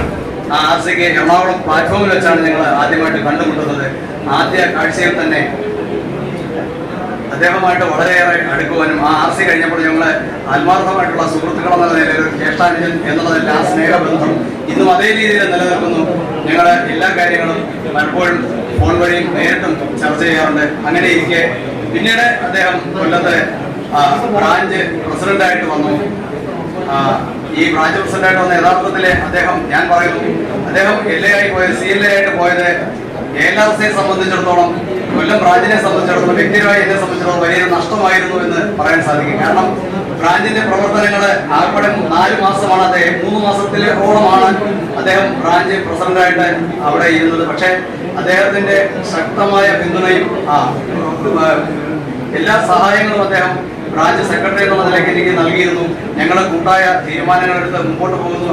ജൂൺ 1 ആ സമയം ജൂൺ 1 നമ്മുടെ നേരത്തെ പറഞ്ഞ ചരിത്രപരമായ സമരത്തിലേക്ക് കടന്നു. അതിനു മുമ്പ് തന്നെ അദ്ദേഹം CLA ആയി പോവുകയുണ്ടായി. ആ സമയത്ത് യഥാർത്ഥത്തില് നമുക്ക് ഒരു മുതിർന്ന നേതാവ് എന്നുള്ള നിലയിൽ, മുതിർന്ന എക്സ്പീരിയൻസ് ഉള്ള ഇത്രയും കാലം എക്സ്പീരിയൻസ് ഉള്ള ഒരു വ്യക്തി എന്നുള്ള നിലയിൽ, സംഘടനയിൽ പ്രവർത്തിച്ചു വന്ന ഒരു നേതാവ് എന്നുള്ള നിലയിൽ അദ്ദേഹം CLA ആയി പോയത് സെക്രട്ടറി എന്നുള്ള നിലയ്ക്ക് കൊല്ലം ബ്രാഞ്ചിന് എനിക്ക് വലിയൊരു വിഷമം ഉണ്ടാക്കിയ കാര്യമാണ്. എന്നിരുന്നാലും അദ്ദേഹവുമായിട്ട് പിന്നീട് ഞാൻ കോൺടാക്ട് ചെയ്തിരുന്നു. പിന്നെ അദ്ദേഹത്തിന്റെ ചരിത്രം, നമ്മുടെ ജീവിതരേഖ, അദ്ദേഹത്തിന്റെ റിട്ടയർമെന്റുമായി ബന്ധപ്പെട്ട് ജീവിതരേഖ ഞാനാണ് അദ്ദേഹം ഒരു ഫീച്ചർ തയ്യാറാക്കുമ്പോഴാണ് അദ്ദേഹത്തിന്റെ ജീവിതരേഖ ഞാൻ പരിശോധിച്ചത്. അപ്പോൾ യഥാർത്ഥത്തിൽ ഞാൻ ഞെട്ടിപ്പോയി. 19 വർഷക്കാലം വർക്ക് ചെയ്യേണ്ടി വന്ന ഒരു ലോക്കോ പൈലറ്റിന്റെ ജീവിത കഥ. കാരണം ഞാൻ യഥാർത്ഥത്തിൽ 6 വർഷം ഞാൻ ബുക്സ് വർക്ക് ചെയ്ത ആളാണ്. പക്ഷെ 19 വർഷം എന്ന് പറയുമ്പോൾ ഞാൻ വർക്ക് ചെയ്തതിന്റെ 3 ഇരട്ടി കാലം, സർവീസിന്റെ പകുതിയിലേറെ കാലം ബുക്സ് LP ആയിട്ട് വർക്ക് ചെയ്ത് അദ്ദേഹം എന്തുമാത്രം സ്ട്രെയിൻ അനുഭവിച്ചിട്ടുണ്ടാകും. അഡ്മിനിസ്ട്രേഷനുമായിട്ട് ഏറ്റവും കൂടുതൽ നേരിട്ട് ഏറ്റുമുട്ടുന്ന കാലഘട്ടമാണ് ബുക്സ് LP പീരീഡ് എന്ന് പറയുന്നത്. ഏറ്റവും കൂടുതൽ ചാർജ് ഷീറ്റുകള്, പണിഷ്മെന്റുകള്, സംഘടനകള്, സംഘർഷങ്ങള്, മാനസികമായിട്ടുള്ള ബുദ്ധിമുട്ടുകള്, കുടുംബമായിട്ട് അകന്നു നിൽക്കേണ്ടുന്ന അവസ്ഥകള്, ഇതെല്ലാം വളരെ സധൈര്യം നേരിട്ട് അവസാനം CLA ആയി അദ്ദേഹം സർവീസിലേക്ക് എത്താവുന്ന, അതായത് ALP മുതൽ സാധാരണ നമ്മളൊക്കെ ജീവനക്കാരൊക്കെ ALPയിൽ തുടങ്ങി shunting loco pilot, goods LPP loco pilot mail അവസാനിക്കുമെങ്കിൽ ഇനി ഇതിനപ്പുറം അദ്ദേഹത്തിന് പോകാൻ ഒന്നുമില്ല. അതായത് റെയിൽവേയിൽ നമ്മൾ കയറിയ കാറ്റഗറിയിൽ എത്താവുന്നതിന്റെ പരമാവധി ഉയരത്തിൽ എത്തിച്ചേർന്ന ശേഷം വളരെ സൗമ്യനായിട്ട്, വളരെ അദ്ദേഹം വളരെ സരസനാണ്. തമാശ നല്ല രീതിയിൽ ആസ്വദിക്കുകയും തമാശ നമ്മളെ ചിരിപ്പിക്കുകയും ചെയ്യുന്ന ഒരു വ്യക്തി സ്വഭാവമുള്ള ആളാണ്. അദ്ദേഹത്തിന് വ്യക്തമായ അഭിപ്രായങ്ങളും രാഷ്ട്രീയ ബോധവുമുണ്ട്. അദ്ദേഹത്തിന്റെ രാഷ്ട്രീയം ഞാൻ മനസ്സിലാക്കിയിടത്തോളം സഹിഷ്ണുതയുടെ രാഷ്ട്രീയമാണ്, എല്ലാവരെയും ചേർത്ത് പിടിക്കുന്ന രാഷ്ട്രീയമാണ്, എല്ലാവരെയും ഉൾക്കൊള്ളുന്ന രാഷ്ട്രീയമാണ്. ആ രാഷ്ട്രീയത്തിലൂടെ നമ്മുടെ സംഘടനയിൽ വളരെ നല്ല രീതിയിൽ പ്രവർത്തിച്ച, സർവീസ് പൂർത്തിയാക്കിയ അദ്ദേഹത്തിന് എല്ലാവിധ ആശംസകളും നേരുകയാണ്. അതോടൊപ്പം തന്നെ കുഞ്ഞേട്ടൻ എന്ന് പറയുന്നത് എനിക്ക് അറിയാം, മദ്രാസിൽ വെച്ച് അദ്ദേഹം വന്ന വഴിയിലൂടെ തന്നെയാണ് ഞാൻ വന്നത്. ഞങ്ങൾ മദ്രാസിൽ അപ്പോയിന്റ്മെന്റ് ആണ്. അദ്ദേഹം 93 ഞാൻ 97 അപ്പോയിന്റ്മെന്റ് ആയിരുന്നു. ജോളർപേട്ട ഡിപ്പോ ഞാൻ വർക്ക് ചെയ്ത അതേ ഡിപ്പോയിൽ അദ്ദേഹം ALP ആയിരുന്നു. അവിടെ നിന്നും ഷണ്ടറായിട്ട് മദ്രാസിൽ പോയിട്ട് നേരെ തിരുവനന്തപുരം ഡിവിഷനിലേക്ക് വന്നു. ഞങ്ങൾ ഏകദേശം 1 വർഷത്തിന്റെ ഗ്യാപ്പിലാണ് ഇവിടെ വന്നത്. ഇവിടെ വെച്ച് കണ്ട് അന്ന് ആ കാലഘട്ടം മുതൽ, മദ്രാസ് കാലഘട്ടം മുതൽ അദ്ദേഹത്തിന് ഇവിടെ വെച്ച് കണ്ടു കഴിഞ്ഞാൽ നേരത്തെ പറഞ്ഞ പോലെ വളരെ സൗമ്യമായിട്ട് അദ്ദേഹം ഒരു ചിരി, രാധാകൃഷ്ണ ഏതാ വണ്ടി, ആദ്യം അതെന്നെ ചോദിക്കും, ഒരു കുശലാന്വേഷണം. ആ ചിരിയിലും കുശലാന്വേഷണത്തിലും എല്ലാം അടങ്ങിയിരിക്കും. സംഘടനയുടെ ഒപ്പം നിന്ന് ഈ സർവീസ് കാലയളവ് 33 വർഷവും ചേർന്ന നാളെ മുതൽ റിട്ടയർ ആവുന്ന ദിവസം വരെ സംഘടനയുടെ ഒപ്പം നിന്ന് സംഘടനയുടെ ഏറ്റവും വലിയ അസറ്റായിട്ട് വിളിച്ച് സംഘടനയുടെ ഏറ്റവും നല്ല ഒരു അംഗം ഇദ്ദേഹത്തെയാണ് നമ്മൾ ഇന്ന് ഈ സമ്മേളന യാത്രയപ്പ് നൽകുന്നത്. അദ്ദേഹത്തിനും അദ്ദേഹത്തിന്റെ കുടുംബത്തിനും സർവ്വവിധ ഐശ്വര്യങ്ങളും ആയുരാരോഗ്യ സൗഖ്യങ്ങളും നേർന്നുകൊണ്ട് ഞാൻ നിർത്തുന്നു. കൊല്ലം ബ്രാഞ്ചിന് വേണ്ടി എല്ലാവിധ ആശംസകളും അറിയിക്കുന്നു. ബഹുമാനപ്പെട്ട അധ്യക്ഷൻ, ഇന്നത്തെ നമ്മുടെ വിശിഷ്ട അതിഥികളായ സഖാവ് റഹീം, അവരുടെ സഹധർമ്മിണി, മുഹമ്മദ് കുഞ്ഞ് അവരുടെ സഹധർമ്മിണി, വേദിയിലിരിക്കുന്ന പ്രിയപ്പെട്ട നേതാക്കന്മാരെ, പ്രിയ തൊഴിലാളി സുഹൃത്തുക്കളെ, റിട്ടയർ ചെയ്ത എൻ്റെ പ്രിയ ഉള്ളവരെ, 2024 ജൂൺ മാസം all India loco running staff association ഈ രാജ്യത്തിലെ മൊത്തം ജനങ്ങളുടെ ഒരു സംസാര വിഷയവുമായി, അതിലുപരി ലോക്കോ റണ്ണിംഗ് ജീവനക്കാർക്ക് വേണ്ടിയും ഏകദേശം 4 പ്രധാന ഡിമാൻഡുകൾ ഉയർത്തിക്കൊണ്ട് ഐതിഹാസികമായ ഒരു സമരം നടത്തി. ആ സമരത്തിലെ 4 ഡിമാൻഡ് ഒന്നായ ആഴ്ചയിൽ 46 മണിക്കൂർ വിശ്രമം, അതായത് ഒരു PR 46 മണിക്കൂർ ആക്കി തരണം. 2 രാത്രികൾ കൂടുതൽ കണ്ടിന്യൂസ് നൈറ്റ് ഞാൻ വണ്ടി ഓട്ടില്ല. പിന്നെ രണ്ട് ഡിമാൻഡുകളുടെയുണ്ട്. ഈ പ്രധാന ഡിമാൻഡുകൾ ഒരു റണ്ണിംഗ് മാൻ, ഒരു ലോക്കോ റണ്ണിംഗ് സ്റ്റാഫിന്റെ ജീവിതം അല്ലെങ്കിൽ അവന്റെ കുടുംബാംഗങ്ങൾ, അവന്റെ അച്ഛനമ്മമാർ, അവരുടെ മക്കളുടെ ജീവിത സാഹചര്യം മാറ്റിമറിക്കാനുള്ള ഈ ഡിമാൻഡുമായി രാജ്യം മുഴുവൻ ചർച്ച ചെയ്ത് റെയിൽവേയുടെ സേഫ്റ്റി ഏറ്റവും ഉന്നതിയിൽ എത്തിക്കാനുള്ള ഒരു സമരത്തിന്റെ ഭാഗവാക്കായി ആ സമരത്തിൽ പങ്കെടുത്ത് ലോക്കോ റണ്ണിംഗ് സ്റ്റാഫിനെ മുഴുവൻ അവർക്ക് വേണ്ടി സമരം ചെയ്ത നമ്മുടെ പ്രിയ സഖാവായ ERSലെ മുഹമ്മദ് കുഞ്ഞിന് പാലക്കാട് ഡിവിഷന്റെ എല്ലാവിധ അഭിവാദ്യങ്ങളും ആശംസകളും ഞാൻ ആദ്യമേ നൽകുന്നു. ഒരുപക്ഷെ ആ ഒരു സമരം, നമ്മൾക്ക് ഏത് സമരത്തിന്റെയും റിസൾട്ട് സമരം കഴിയുമ്പോൾ നമുക്ക് കിട്ടിയില്ലല്ലോ വന്നില്ലല്ലോ നിരാശ വരാറുണ്ട്. പക്ഷെ നമ്മൾക്ക് ഒരു കാരണവശാലും നിരാശ വരണ്ട. റെയിൽവേ സംബന്ധിച്ച് ഇത് തന്നേ പറ്റൂ, അവർ തന്നിരിക്കും. പക്ഷെ നമ്മുടെ സമരം നമ്മൾ നിർത്തില്ല. ആ സമരത്തിനെ സംബന്ധിച്ച് ആ സമരം ചെയ്തപ്പോൾ പാലക്കാട് ഡിവിഷൻ കണ്ട ഏറ്റവും വലിയ ഒരു സാഡിസ്റ്റായ ഒരു സീനിയർ DE അനൂപാണ് ഇന്ന് പാലക്കാടുള്ളത്. ഇന്ന് ട്രിവാൻഡ്രത്തുള്ളത്. ഏറ്റവും അധികം പണിഷ്മെന്റ് ഇന്നും നമ്മുടെ പാലക്കാട് ഡിവിഷനിൽ ട്രാൻസ്ഫറുമായി ബന്ധപ്പെട്ട് നമുക്ക് വേണ്ടിയിട്ട് കുടുംബങ്ങളെ പറിച്ചു മാറ്റി നമുക്ക് വേണ്ടിയിട്ട് ഇന്നും അവർ മംഗലാപുരത്ത് വർക്ക് ചെയ്യുക. ഇപ്പോഴും 5ഓളം പേർ അവിടെയുണ്ട്. 5 അല്ല 10 പേരുണ്ട്. നമുക്ക് വേണ്ടിയിട്ടാണ് അവർ സമരം ചെയ്ത് മാറ്റി നിർത്തപ്പെട്ടിരിക്കുന്നത്. തീർച്ചയായിട്ടും നമ്മൾ അതുമായിട്ടുള്ള സമരത്തിലൂടെ തന്നെ മുന്നോട്ട് പോകും. ഈ സംഘടനയ്ക്ക് അതിനുള്ള കഴിവുണ്ടെന്നാണ് എനിക്കിവിടെ പറയാനുള്ളത്. ഇതുപോലെയുള്ള സെൻഡ് ഓഫ് ചർച്ചകളും നമുക്ക് അതിന് കൂടുതൽ ഉത്തേജനം വരുമെന്നാണ് ഈ അവസരത്തിൽ പറയാനുള്ളത്. സഖാവ് എച്ചിറങ്ങി 19 വർഷത്തോളം ഗുഡ്സെറ്റി ഒരു റണ്ണിംഗ് മാന്റെ ഏറ്റവും ദുഷ്കരമായ കാലഘട്ടത്തിലൂടെ അദ്ദേഹം പാലക്കാട് ഡിവിഷനിലൂടെ കടന്നുപോയി. അദ്ദേഹം മംഗലാപുരത്താണ് ഏറ്റവും അധികം വർദ്ധിച്ചത്. ഇൻക്ലാബ് സിന്ദാബ്, ALRS സിന്ദാബ്, തൊഴിലാളി ഐക്യം സിന്ദാബ് എന്നുള്ള 3 ഉച്ചത്തിലുള്ള ഗംഭീരമുള്ള സൗണ്ട് പ്ലാറ്റ്ഫോം നമ്മളെല്ലാവരും എന്താ പറയാ, ആ തരിക്കുന്ന വിധത്തിലുള്ള ഈ മുദ്രാവാക്യം റഹീമിന്റെ കേട്ട് ആവേശഭരിതരായി ഈ സംഘടനയെ മാത്രമാണ് ഒരു റണ്ണിംഗ് മാന് ഉള്ളൂ എന്നുള്ള ഒരു തിരിച്ചറിവ് നമ്മൾക്ക് ഏക്കാലവും റഹീമിലൂടെ നമ്മൾ കണ്ടു. അങ്ങനെയുള്ള ഒരു വ്യക്തി പാലക്കാട് ഡിവിഷനിൽ നിന്ന് ട്രിവാൻഡ്രം ഡിവിഷനിലേക്കായി. നിർഭാഗ്യവശാൽ 2024 ജൂൺ 1 അദ്ദേഹം ആ സമരത്തിൽ നേരിട്ട് പങ്കാളിയാകാൻ കഴിഞ്ഞില്ലെങ്കിലും ഒരു LIA സംബന്ധിച്ച് ഒരു സമരത്തിൽ അറച്ചു നിൽക്കുന്ന ആൾക്കാര്, പുതിയ തലമുറക്കാരെ ഈ സമരത്തിലേക്ക് ചേർത്ത് പിടിക്കാനായിട്ട്, എടാ നീ സമരം ചെയ്യ്, ഈ സമയം നിനക്കും നിന്റെ കുടുംബത്തിനും നിന്റെ കാറ്റഗറിക്ക് വേണമെന്നും അവരോട് പറഞ്ഞു ഊതി ഈ സമരത്തിലെ ആൾക്കാരെ കൂട്ടാനായിട്ട് ഈ റഹീമിന് കഴിഞ്ഞിട്ടുണ്ട്. അത് അദ്ദേഹത്തിന് മാത്രമേ കഴിയുള്ളൂ. പാലക്കാട് ഡിവിഷനിലൊക്കെ ഞാൻ പല LIമാരെയും കണ്ടിട്ടുണ്ട്. പല LIമാരും ഈ സമരസമയത്ത് നീ സമരം ചെയ്താൽ നിന്നെ ട്രാൻസ്ഫർ ചെയ്യും, ഈ സമരം ചെയ്താൽ നിന്നെ വെച്ചേക്കില്ല, നിന്റെ ജീവിതം കോഞ്ഞാട്ടയാവുന്നൊക്കെ പറഞ്ഞു ആ സമരത്തിലെ പിന്തിരിപ്പിക്കാനും അതിലുപരി ഈ സാഡിസ്റ്റായ ഈ DEക്ക് വേണ്ടിയിട്ട് ഇവിടെ സമരം ചെയ്തിരുന്ന ആൾക്കാരുടെ എണ്ണം കുറച്ച് കാണിക്കാൻ വേണ്ടിയിട്ട് ഈ സമരത്തിനെതിരെ കുത്തിത്തിരിപ്പുണ്ടാക്കി LIമാരിൽ നിന്ന് എത്രയോ വ്യത്യസ്തനായ വ്യക്തിയാണ് സഖാവ് റഹീം. അദ്ദേഹത്തിന് ALRS എന്ന ഈ സംഘടന കൊടുക്കുന്ന ഈ ആദരവിന് നിങ്ങളെ പോലെ ഞാനും അഭിമാനിക്കുന്നു. ഈ വൈകിയ വേളയിൽ എനിക്ക് ഇതിലപ്പുറം ഒന്നും സംസാരിക്കാനില്ല. എല്ലാവിധ ആശംസകളും ആദരവും ഇനിയുള്ള റിട്ടയർമെന്റ് ജീവിതത്തിലും അതിലുപരി ഈ 2 സഖാക്കൾ ഇനിയുള്ള പൊതു കാര്യങ്ങളിലും നമ്മളോടൊപ്പം എന്ന് ചേരുമെന്ന് ഒരു സംശയവും വേണ്ട. അതിൽ ആർക്കും സംശയം വേണ്ട. അവർക്ക് മാറിയിരിക്കാൻ സാധിക്കില്ല എന്ന് മാത്രം പറഞ്ഞുകൊണ്ട് ഒരിക്കൽ കൂടി നിങ്ങൾക്ക് എല്ലാവിധ അഭിവാദ്യങ്ങളും ആശംസകളും ഇതിൽ സംസാരിക്കാൻ അവസരമുണ്ടായ എനിക്കും ഉള്ള നന്ദിയും ഒരിക്കൽ കൂടി ആശംസകളും ചേർന്നുകൊണ്ട് ഞാൻ എന്റെ വാക്കുകൾ നിർത്തും. നന്ദി, നമസ്കാരം.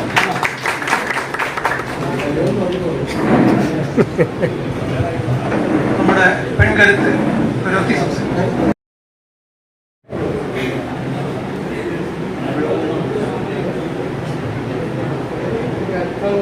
ഈ വേദിയിലിരിക്കുന്ന വിശിഷ്ട വ്യക്തികളെ, എൻ്റെ പ്രിയ സുഹൃത്തുക്കളെ, എനിക്ക് പ്രസംഗം പറയാനൊന്നും അറിയത്തില്ല, എന്നാലും ഞാൻ 2 വാക്ക് പറയാം. എനിക്ക് അടുത്തറിയാവുന്നതാണ് മുഹമ്മദ് ഉണ്ണിയേട്ടൻ. ഈ ആദ്യം പ്രസംഗം പറഞ്ഞ ആൾ പറഞ്ഞ പോലെ തന്നെ അറിഞ്ഞുകൊണ്ടിട്ട പേരാണ് മുഹമ്മദ് കുഞ്ഞെന്ന്. കാരണം ആ കുട്ടിത്തെ മുഖത്ത് തന്നെ ഉണ്ട്. എപ്പോ കണ്ടാലും നല്ലൊരു ചിരിയോടുകൂടി സംസാരിക്കും. അപ്പോ ഞാൻ പറയുന്നു, നമ്മള് ഒരാളോട് നമ്മൾക്ക് ആദരവ് തോന്നണമെങ്കിൽ ആദ്യം അദ്ദേഹത്തിന് നമ്മളോടൊരു സ്നേഹം വേണം, പിന്നെ ഒരു ആത്മാർത്ഥത വേണം. സ്നേഹം കാണിക്കും ചിലർ, പക്ഷെ ആത്മാർത്ഥത ഉണ്ടാവില്ല. ആത്മാർത്ഥത, ഒരു സത്യസന്ധമായ സ്നേഹം, അത് കഴിയുമ്പോഴാണ് ആദരവ് വരുന്നത്. അതിന് 100% ഹിറ്റായിട്ടുള്ള ഒരാളാണ് മുഹമ്മദ് ചേട്ടൻ. എനിക്ക് വളരെ ഉച്ചത്തിൽ, എനിക്ക് ഇത്രയും ശബ്ദമുള്ളൂ, അതിനേക്കാൾ ഉച്ചത്തിൽ എനിക്ക് പറയാൻ പറ്റും പുള്ളി നമ്മളോടുള്ള പെരുമാറ്റം. നമ്മൾ 100,000 പേരെ കാണുന്നുണ്ട്, അതിന് ആപ്റ്റായിട്ടുള്ള ഒരു വ്യക്തിയാണ്. അതിന് ഞാൻ മുഹമ്മദ് ചേട്ടനോട് എപ്പോഴും വളരെ സ്നേഹത്തോടു കൂടി ഇനിയുള്ള കാലവും ഇതുപോലെ തന്നെ തുടരട്ടെ എന്ന് ഞാൻ പ്രാർത്ഥിക്കുകയാണ്. HRM സാറിനെ എനിക്ക് അത്ര അങ്ങോട്ട് പരിചയമില്ല, മംഗലാപുരത്തായിരുന്നുകൊണ്ടായിരിക്കണം. പാലക്കാട് ഡിവിഷനിലെ LP-മാരെല്ലാവരും, ഞാൻ ഇവിടെ CRC ഡ്യൂട്ടി ഇരിക്കുമ്പോൾ എല്ലാവരും വരുമായിരുന്നു. 19 വർഷമല്ല, മോഹൻദാസ് സാറൊക്കെ എത്രയോ വർഷങ്ങൾ ഗുഡ്സ് വന്നു കഴിഞ്ഞാലുണ്ടല്ലോ, ഇവിടെ വന്ന EDP കൊടുക്കാന്ന് പറഞ്ഞാൽ പോലും പോവില്ല. എന്നുവെച്ചാ വണ്ടി വർക്ക് ചെയ്തതന്നെ പോവുള്ളൂ. അങ്ങനെ 100% അവര് ഡെഡിക്കേറ്റഡ് ഗുഡ്സ് ഡ്രൈവേഴ്സ് ആയിരുന്നു പാലക്കാട് ഡിവിഷനിൽ ഇവിടെ വന്നിരുന്ന LP-മാരൊക്കെ. അവര് എല്ലാവരും നല്ല രീതിയിൽ റിട്ടയർ ആയി പോയി. എല്ലാവരോടും വളരെ ആത്മാർത്ഥമുള്ള LP-മാരായിരുന്നു. അതിൽപ്പെട്ട ഒരാളാണ് HRM സാറ്. പക്ഷേ സാറിന് അറിയാത്തൊരു ബന്ധം സാറിന്റെ നാടുമായിട്ട് എനിക്കുണ്ട്.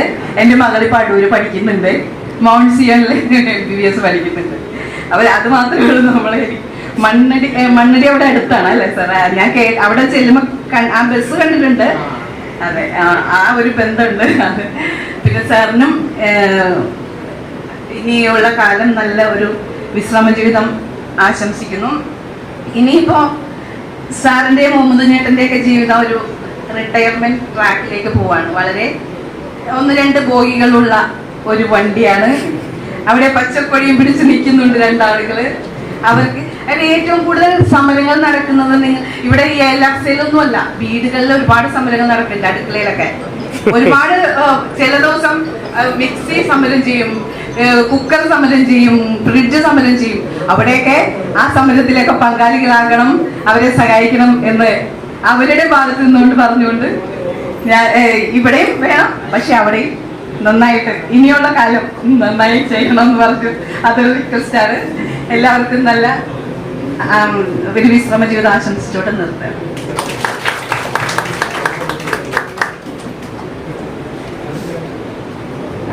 ആശംസകളും അറിയിച്ചുകൊണ്ട് ഡിവിഷൻ പ്രസിഡന്റ്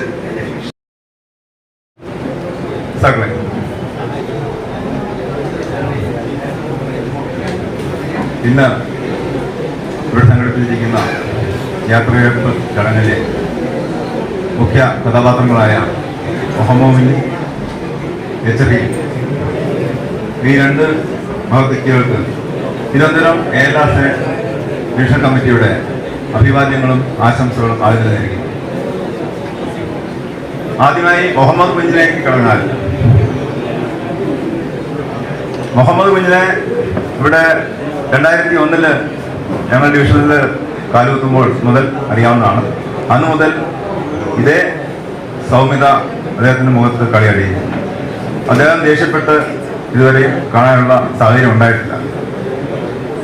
പിന്നെ റിട്ടയർമെന്റ് ജീവിതം എറണാകുളം മേഖലയിലുള്ള റണ്ണിംഗ് സ്റ്റാഫിന്റെ കൂട്ടായ്മയായ നാട്ടുകൂട്ടത്തിലൂടെയും അതുപോലെ റിട്ടയർ ജീവനക്കാരുടെ പെൻഷൻ സെല്ല് വഴിയും ഇനിയുള്ള വിശ്രമ ജീവിതം അദ്ദേഹത്തിന് നല്ല രീതിയിൽ തുടരാൻ കഴിയും. പിന്നെ HRM എന്ന സഹാവിലേക്ക് വന്നാൽ,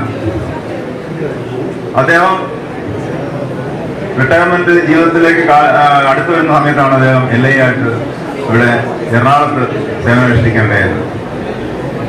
അദ്ദേഹത്തിന് CNDയോട് ഒരു റിക്വസ്റ്റ് കൊടുത്തിരുന്നെങ്കിൽ അദ്ദേഹത്തിന്റെ റിട്ടയർമെന്റ് ഇന്ന് ഈ ദിവസം കൊല്ലത്ത് വെച്ച് നടക്കേണ്ടതാണ്. അദ്ദേഹത്തിന്റെ ആ ഒരു വിപ്ലവ വീര്യം അതിന് അനുവദിച്ചില്ല. അതുകൊണ്ടാണ് ഇന്ന് എറണാകുളത്ത് വെച്ച് അദ്ദേഹത്തിന്റെ റിട്ടയർമെന്റ് നടത്താനിടയായത്.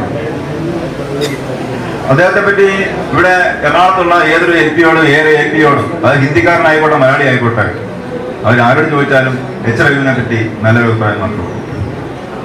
ഏലാർ സംഘടന ലോക്കൽ ഇൻസ്പെക്ടർമാർക്ക് മെമ്പർഷിപ്പ് കൊടുക്കാൻ തുടങ്ങിയത് വളരെ ചുരുക്കം കാലമായിരുന്നു. എന്റെ അഭിപ്രായത്തില് ഈ മെമ്പർഷിപ്പ് പണ്ട് തന്നെ കൊടുക്കേണ്ടതായിരുന്നു. ഇവിടെയുള്ള ഏലാസയുടെ സമുന്നതരായ നേതാക്കന്മാരായിട്ടുള്ള നിരഞ്ജൻ, അതുപോലെ തന്നെ രാജു സാർ, ഇവരെല്ലാവരും ഏലാസയുടെ പടയാളികളായിരുന്നു. ഏലാസ് സംഘടന മെമ്പർഷിപ്പ് കൊടുക്കാതെ ഇരുന്നതിലൂടെയാണ് അവർ മറ്റൊരു സംഘടനയിലേക്ക് ചേക്കേറേണ്ടി വന്നത്. ഇപ്പോൾ നമ്മൾ അടുത്ത കാലത്തായിട്ട് ഏലാസ് സംഘടനയുള്ള ഇവരെ കൂടെ ചേർത്ത് നിർത്താൻ വേണ്ടി നമ്മൾ മെമ്പർഷിപ്പ് കൊടുക്കുന്നു. അതുകൊണ്ടാണ് അദ്ദേഹത്തിന് നമ്മൾ ഓരോ റണ്ണിംഗ് സ്റ്റാഫിന്റെയും സ്വന്തം എന്നുള്ള നിലയിൽ തന്നെ അദ്ദേഹത്തിന് നിന്ന് റിട്ടയർമെന്റ് മേടിച്ച് പോകാൻ പറ്റുന്നു. അദ്ദേഹത്തിന് ഇനിയുള്ള കാലവും ഏലാസ് സംഘടനയുടെ ഒരു പടയാളിയായിക്കൊണ്ട് തന്നെ തുടരട്ടെ. അതുപോലെ അതിനുവേണ്ടിയുള്ള ആയുസ്സും ആരോഗ്യവും ഈശ്വരൻ നൽകട്ടെ എന്ന് ആശംസിക്കുന്നു. അതുപോലെ മുഹമ്മദിനും കുടുംബത്തിനും എല്ലാവിധ ഐശ്വര്യങ്ങളും നേർന്നുകൊണ്ട് വേണ്ടി എല്ലാവിധ അഭിവാദ്യങ്ങളും ആശംസകളും നേർന്നുകൊണ്ട് നിർത്തുന്നു. നന്ദി, നമസ്കാരം.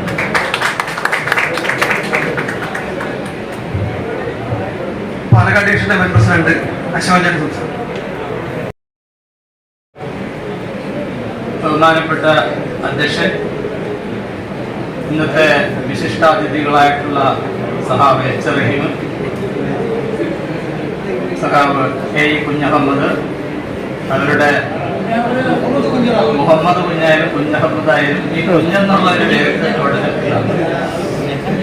ഞാൻ പലവട്ടം ഇതിൽ നോക്കി മനപ്പാഠം പഠിക്കാൻ ശ്രമിച്ചു. എങ്കിലും തിരിച്ചു വന്ന് കുഞ്ഞഹമ്മദ് എന്ന് പറയാൻ തുടങ്ങി. അത് കുഞ്ഞിന് വളരെ ഇമ്പോർട്ടൻസ് ആണ്. ശരി, അവരുടെ പ്രിയപ്പെട്ട കുടുംബാംഗങ്ങളെ ദീർഘകാലത്ത് റെയിൽവേ സേവനത്തിന് ശേഷം വിരമിച്ച ഇവർക്ക് രണ്ടു പേർക്കും സഹാവ് ജെയിംസ് പറഞ്ഞ പോലെ സമരോത്സവമായിട്ടുള്ള ഒരു റിട്ടയർമെന്റ് ജീവിതം ആശംസിക്കുകയാണ്. ശ്രീ കുഞ്ഞഹമ്മദ് 2000 റെയിൽവേയിൽ ജോയിൻ ചെയ്തതിന് ശേഷം 2007 COM ലിങ്കിനെതിരായിട്ടുള്ള സമരം, അതുപോലെ തന്നെ ബ്രീത്തലൈസർ സമരം, അതുപോലെ പ്രധാനപ്പെട്ട എല്ലാ സമരങ്ങളിലും പങ്കെടുത്തിട്ടുള്ള ഒരാളാണ് എന്നാണ് എനിക്ക് മനസ്സിലാക്കാൻ കഴിഞ്ഞിട്ടുള്ളത്. അദ്ദേഹത്തിന്റെ ഈ സമര ശക്തി, ഈ സമരാവേശം ഇനിയുള്ള സമരങ്ങളിലും ALRCക്ക് ഒരു മുതൽക്കൂട്ടാവണമെന്ന് ഞാൻ ആശിക്കുകയാണ്. അതിന് അദ്ദേഹത്തിന് എല്ലാവിധ ഭാവുകങ്ങളും നേരുകയാണ്. രണ്ടാമതായി എച്ച് റഹീം ഞാനും ഒരേ RRPയിൽ അപ്പോയിന്റ്മെന്റ് ആയിട്ടുള്ള ആളാണ്. ഞാൻ 1980 ജോയിൻ ചെയ്യുന്നു. കുറച്ച് പുറകെ ആയിട്ട് അപ്പോൾ ലിസ്റ്റിൽ പുറകിലുള്ള റഹീം 1990 പാലക്കാട് ഡിവിഷനിൽ ജോയിൻ ചെയ്തു. 1989 എന്നാണ് പറഞ്ഞത്. 89 കയറിയതിനു ശേഷം 1990 റഹീം ജോയിൻ ചെയ്തത്. അപ്പൊ റഹീമുമായിട്ട് ദീർഘകാലത്തെ ബന്ധവുമുണ്ട്. പാലക്കാട് ഡിവിഷനിൽ ഇരിക്കുമ്പോൾ ഒരുമിച്ച് തോളോട് തോൾ ചേർന്ന് പ്രവർത്തിച്ചിട്ടുള്ളതാണ്. തീർച്ചയായിട്ടും അദ്ദേഹത്തിന്റെ ട്രേഡ് യൂണിയൻ കാലഘട്ടത്തിലെ പ്രധാനപ്പെട്ട ചില കാര്യങ്ങളൊക്കെ ഇവിടെ പങ്കുവയ്ക്കുമെന്നാണ് ഇവിടെയുള്ള പാലക്കാട് ഡിവിഷനിലെ ആളുകൾ ആഗ്രഹിക്കുന്നത് എന്നെനിക്ക് തോന്നുകയാണ്. 90കളിലൊക്കെ പാലക്കാട് ഡിവിഷനിലെ മംഗലാപുരം ബ്രാഞ്ചിന്റെ ഒരു ALRC ബ്രാഞ്ച് രൂപീകരിക്കുകയും ആ ALRC ബ്രാഞ്ചിന് ഒരു ട്രേഡ് യൂണിയന്റെ ഒരു ബ്രാഞ്ച് കമ്മിറ്റി എന്ന നിലയിലുള്ള ഒരു ചട്ടക്കൂട് ഉണ്ടാക്കുകയും അതോടൊപ്പം തന്നെ അവിടുത്തെ സമാന മനസ്കരായിട്ടുള്ള സിസ്റ്റർ ട്രേഡ് യൂണിയനുകളെ ഒക്കെ കൂട്ടിയോജിപ്പിച്ചുകൊണ്ട് കൊച്ചു കൊച്ചു സമരങ്ങളൊക്കെ നടത്താനും ഒക്കെ ആയിട്ട് അദ്ദേഹം നിരന്തരമായി പരിശ്രമിച്ചിരുന്നു. ആ ഒരു സമരത്തിന്റെ കേസാണ് നിങ്ങൾ ഇവിടെ അടുത്ത് ഇടയായിട്ട് വാട്സപ്പിൽ പങ്കുവച്ചിട്ടുള്ള minimum guaranteed kilometre. Minimum guaranteed kilometre ആ സമയത്ത് പാലക്കാട് ഡിവിഷനിൽ ഇല്ലായിരുന്നു. ആ മിനിമം മംഗലാപുരം കോംപ്ലക്സിൽ മിനിമം ഗ്യാരണ്ടീഡ് കിലോമീറ്റർ കിട്ടുകയുണ്ടായിരുന്നില്ല. ഒരു ദിവസം ചിലപ്പോൾ 8 കിലോമീറ്റർ 6 കിലോമീറ്റർ ഓടിയതിനു ശേഷം 12 മണിക്കൂർ വർക്ക് ചെയ്താലും ആക്ച്വൽ കിലോമീറ്റർ ഉണ്ടാകുന്ന ഒരു അവസ്ഥയിൽ നിന്നാണ് ഇങ്ങനെ ഒരു 120 കിലോമീറ്റർ മിനിമം ഗ്യാരണ്ടീഡ് കിലോമീറ്റർ വേണമെന്നുള്ളൊരു ആവശ്യത്തിന് വേണ്ടി ബ്രാഞ്ച് കമ്മിറ്റി നിരന്തരമായി പരിശ്രമിക്കുകയും അതിനുവേണ്ടി റെയിൽവേ മിനിസ്റ്ററുടെ അടുത്ത് പോലും നിവേദനങ്ങൾ സമർപ്പിക്കാനും തുടർച്ചയായിട്ടുള്ള ഫോളോ അപ്പ് ആക്ഷനുകളൊക്കെ നടത്തിക്കൊണ്ട് ആദ്യമായിട്ട് പാലക്കാട് ഡിവിഷനിൽ അങ്ങനെ ഒരു മിനിമം ഗ്യാരണ്ടിയുടെ കിലോമീറ്റർ യാഥാർത്ഥ്യമാക്കുന്നതിൽ സഹാവ് എച്ച് റഹീമിന്റെ പങ്ക് വളരെ വലുതാണ്. അതിനുശേഷം നിരവധി വർഷങ്ങളിൽ അദ്ദേഹം പാലക്കാട് ഡിവിഷണൽ തല നേതാവായിരുന്നു. പാലക്കാട് വന്നതിന് ശേഷം അദ്ദേഹം ഒരു 2007-2010 കാലഘട്ടത്തിലെ പാലക്കാട് ഡിവിഷനിലെ പാലക്കാട് ബ്രാഞ്ച് പ്രസിഡന്റായിരുന്നു. ആ ബ്രാഞ്ച് പ്രസിഡന്റായിട്ട് പാലക്കാട് വന്ന സമയത്ത് അന്നാണ് പാലക്കാട് നമുക്കൊരു ഓഫീസ് ഉണ്ടായിരുന്നു. വാടക കെട്ടിടത്തിലായിരുന്നു പ്രവർത്തിച്ചിരുന്നത്. ആ വാടക കെട്ടിടത്തിൽ പ്രവർത്തിച്ചിരുന്ന ഓഫീസിന് ഒരു ലൈബ്രറി വേണമെന്നൊരു ആശയം ഉണ്ടായപ്പോൾ അന്നൊരു വലിയൊരു ലൈബ്രറി ഉണ്ടാക്കുക എന്ന് പറഞ്ഞാൽ പിരിവെടുക്കാൻ ഇന്നത്തെ പോലെയല്ല, വളരെ ബുദ്ധിമുട്ടുണ്ട്. അങ്ങനെ അദ്ദേഹത്തിന്റെ നേതൃത്വത്തിൽ അങ്ങനെ ഒരു പിരിവെടുത്തുകൊണ്ട് വളരെ വലിയൊരു നല്ല രീതിയിലുള്ള ഒരു ലൈബ്രറി രൂപീകരിക്കാനും അങ്ങനെ കൊണ്ടു നടക്കാനും സാധിച്ചിട്ടുണ്ട്. അത് സഖാവ് റഹീമിന്റെ നേതൃത്വത്തിലാണ്. അതുപോലെ തന്നെ പിന്നീട് അങ്ങോട്ടുള്ള കാലഘട്ടത്തിൽ ഒരു ഡിവിഷണൽ തല നേതാവെന്ന നിലയിൽ ഒരു നേതാവ് എന്ന് പറഞ്ഞിട്ടുണ്ടെങ്കിൽ സമരങ്ങളെ ഉത്തേജിപ്പിക്കാൻ സാധിക്കും, അണികളെ ഉത്തേജിപ്പിക്കാൻ സാധിക്കും. അങ്ങനെ അദ്ദേഹം ഡിവിഷൻ സെക്രട്ടറിയോ പ്രസിഡന്റോ ആയിരുന്നില്ലെങ്കിൽ കൂടിയും അദ്ദേഹത്തിന്റെ സാന്നിധ്യം തീർച്ചയായിട്ടും സമരങ്ങൾ ഉത്തേജിപ്പിച്ചിട്ടുണ്ട്. അതുകൊണ്ട് തന്നെയാണ് 2016 കാലഘട്ടത്തില് ഒരു അംഗീകാര സംഘടനയുടെ ബ്രാഞ്ച് സെക്രട്ടറി ലോക്കോ പൈലറ്റുമാരൊക്കെ മദ്യപാനികളാണ് എന്ന് പറഞ്ഞുകൊണ്ട് പാലക്കാട് സ്റ്റേഷന്റെ മതിലിലൊക്കെ ഇവർ മദ്യപാനികളാണ് എന്ന് പറഞ്ഞുകൊണ്ട് ഒരു പോസ്റ്റർ എഴുതി ഒട്ടിച്ചു. അത് ചോദിക്കാൻ ചെന്നത് അന്നത്തെ ബ്രാഞ്ച് സെക്രട്ടറി ആയിരുന്ന സഖാവ് സുധീഷായിരുന്നു. സുധീഷിന്റെ ഒപ്പം GP പ്രദീപ് ഉണ്ടായിരുന്നു. ഇവരെല്ലാവരും കൂടെ അതൊരു വലിയ ഭീകരമായിട്ടുള്ള ഒരു പ്രശ്നമായിട്ട് മാറി. ഇങ്ങനെ ഉണ്ടായപ്പോൾ അവർ ചോദിക്കാൻ ചെല്ലുമ്പോഴത്തേക്കും അവരിത്തിരി മോശമായി പെരുമാറി. പിന്നീട് നടന്നിട്ടുള്ള സംഘർഷങ്ങൾ നിങ്ങൾക്ക് എല്ലാവർക്കും അറിയാവുന്നത്. ആ സംഘർഷത്തിന് ശേഷം പാലക്കാട് പ്ലാറ്റ്ഫോമും ചുറ്റുവട്ടത്തും ഒക്കെ ആ അംഗീകാര സംഘടന ഒരു ഭീകരമായ രീതിയിലേക്ക് വലിയ പ്രകടനങ്ങളൊക്കെ നടത്തുകയും ചെയ്തു. മറുഭാഗത്ത് ALRCയും ഒപ്പം DRU പോലുള്ള സംഘടനകളുമൊക്കെ പ്രകടനങ്ങളുമായിട്ട് നേർക്കോട് നേരെ പോവുകയുണ്ടായി. നമ്മളെല്ലാം ജീവഹാനി സംഭവിപ്പിക്കും എന്നുള്ള തരത്തിലുള്ള ഭീഷണി പോലും അവർ മുഴക്കുകയുണ്ടായി. ആ സമയത്തൊക്കെ സഖാവ് റഹീം മുൻപന്തിയിൽ ഈ സമരത്തിന് ആവേശം പകർന്നുകൊണ്ട് ഒരു രീതിയിലും ഭയപ്പെടാത്ത രീതിയിലൊക്കെ ഇവർ ഈ പറഞ്ഞ പാലക്കാട് ബ്രാഞ്ചിലെ ALRC പ്രവർത്തകരെയൊക്കെ സപ്പോർട്ടോടുകൂടി നിലനിർത്താനായിട്ട് ശ്രമിച്ചിട്ടുണ്ട്. ആ സംഭവം കഴിഞ്ഞ് തിരിച്ചെല്ലാവരും പോവുകയാണ്.